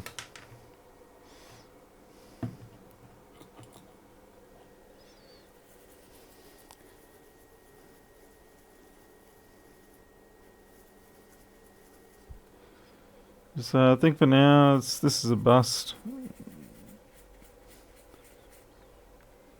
Who knows? Maybe I'll wake up in the morning and check it and then go, oh, look, there it is, and deny you all the pleasure of seeing it get fixed. I'll put power into it one more time, and then we're off to sleep. Actually, I can have a shower and everything first. No bloomin' way no bloomin' way I am going to bed without a shower now.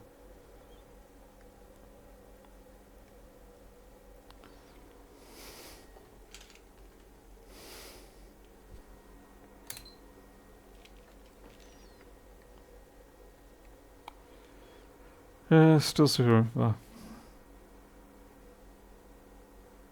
Ooh, interesting. We've actually lost 3.3 volts now. So I've done something.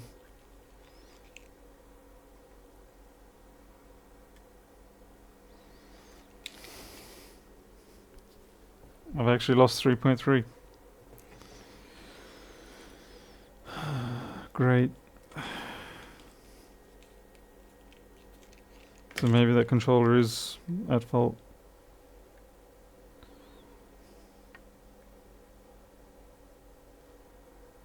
I don't seem to have 19 even. Yeah, I do.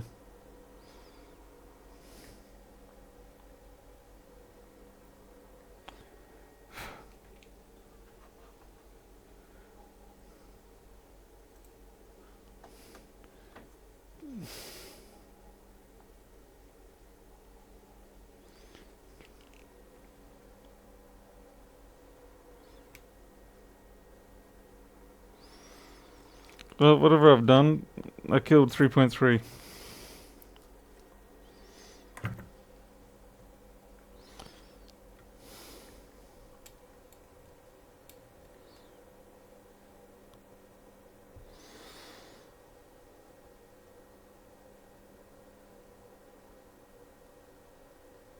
Interesting.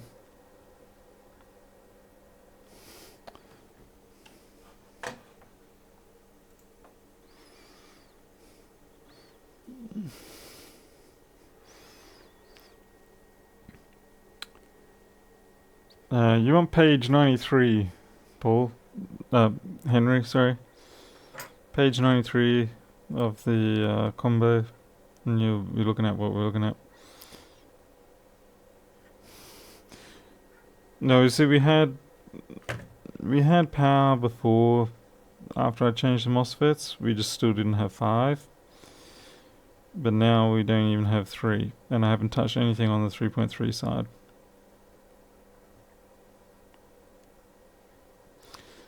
I mean, there's some god-awful soldering in there. I mean, check that out. That's horrible. I'm ashamed we even have put that on there. I've got to fix that up, otherwise I'll cry.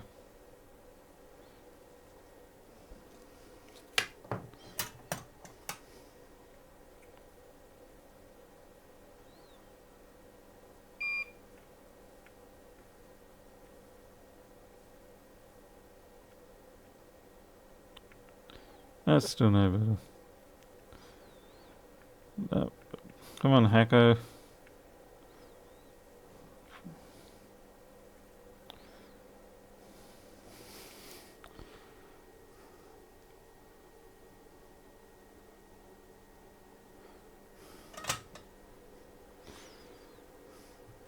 But yeah, we've lost 3.3 after I went along and touched up the legs on the controller.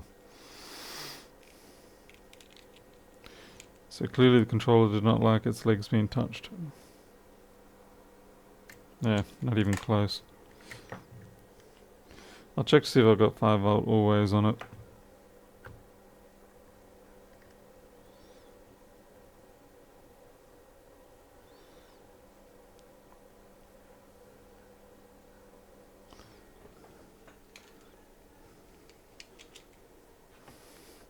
So what I'm looking for is pin 17 to see if I've got 5 volts on that, because that's the regulator, linear regulator one.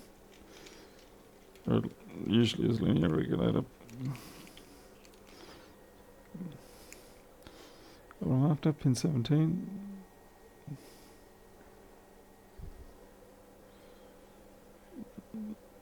Pin 17? I don't even have pin 17 now. I've lost 5 volt. Oh. Helps if you plug that in.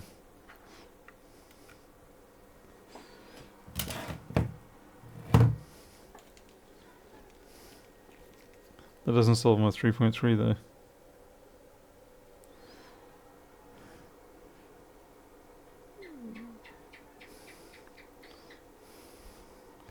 Yeah, it's interesting. My 5 volt is now jumping all over the place.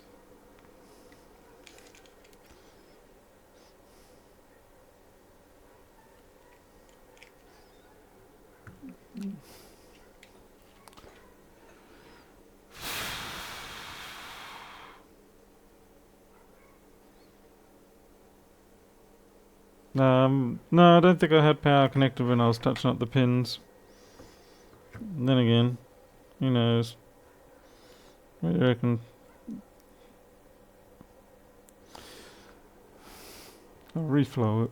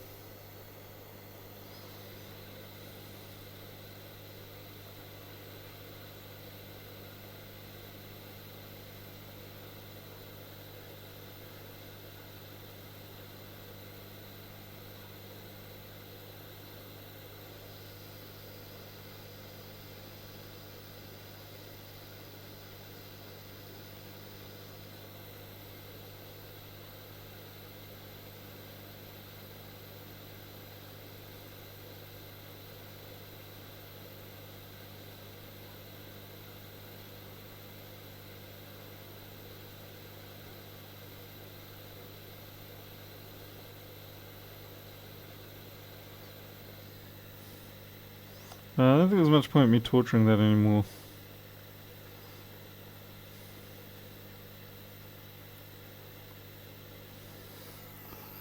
It's not like it's a BGA or anything.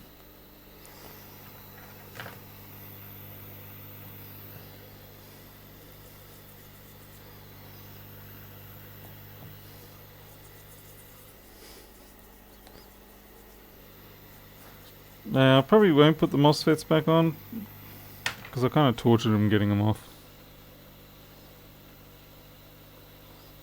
And those MOSFETs are pretty much bog standard.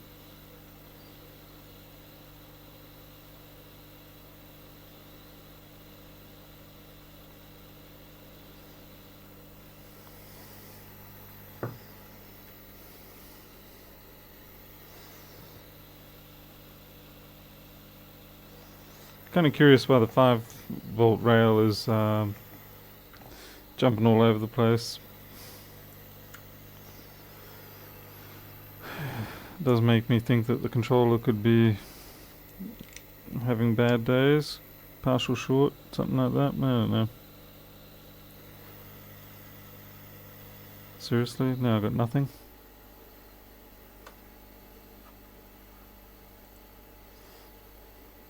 I'm gonna have to. 16 should be 19. 17 should be 5. Yeah, this is all over the place. 3, 2, 6. You're not 6. Ah, that's weird. That's weird. VN is pin 16 is reading the same.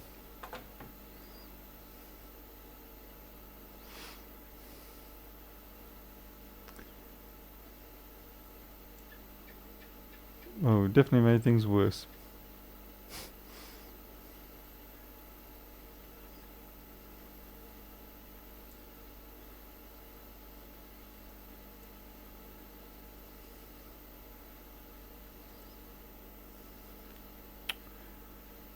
Lovely.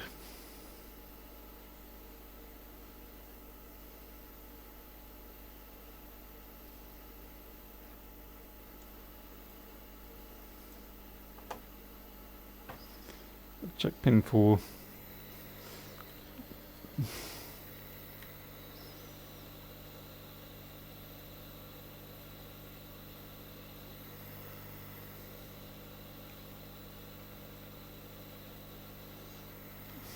Yeah, they shouldn't be the same, those two voltages.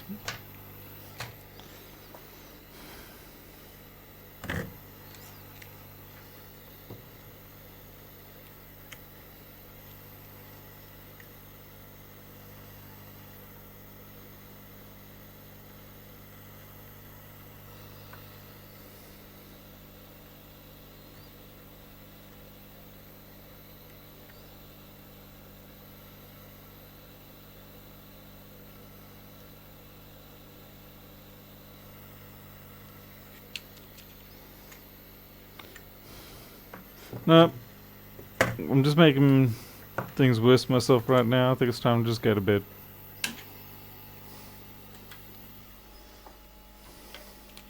So that was a nice, complete, utter waste of 3 and a bit hours, probably. I'm sorry, everybody. Complete and utter waste. Solder blobs. Let's have a look. Let's go crotch cam.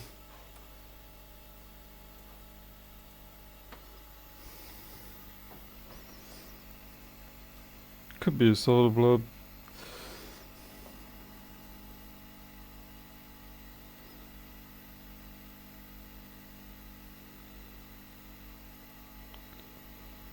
But that looks pretty clean to me.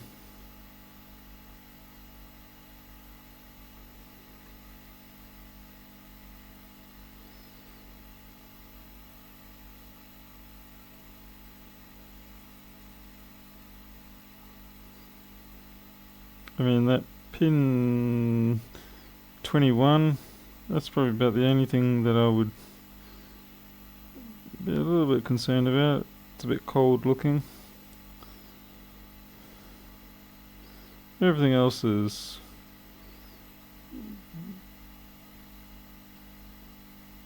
okay.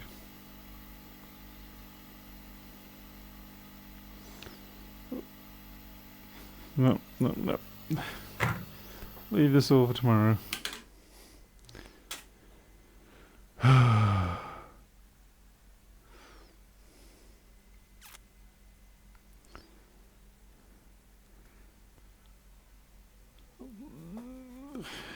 Yeah, I'll give it a clean up in the morning and then we'll just see what we come up with. So, just a bit disappointing, that's all. A lot of me mostly is thinking that because I wanted to get rich. Oh well. Yeah, longest stream. Yep. Enough hour output at this point. I guess we'll see. Alright. Okay, well, thanks everyone for sticking around, and it is currently 3:20 in the morning here in Australia, so I'll see you probably in about 20 hours or so maybe. Anyway, until then, I'll see you later.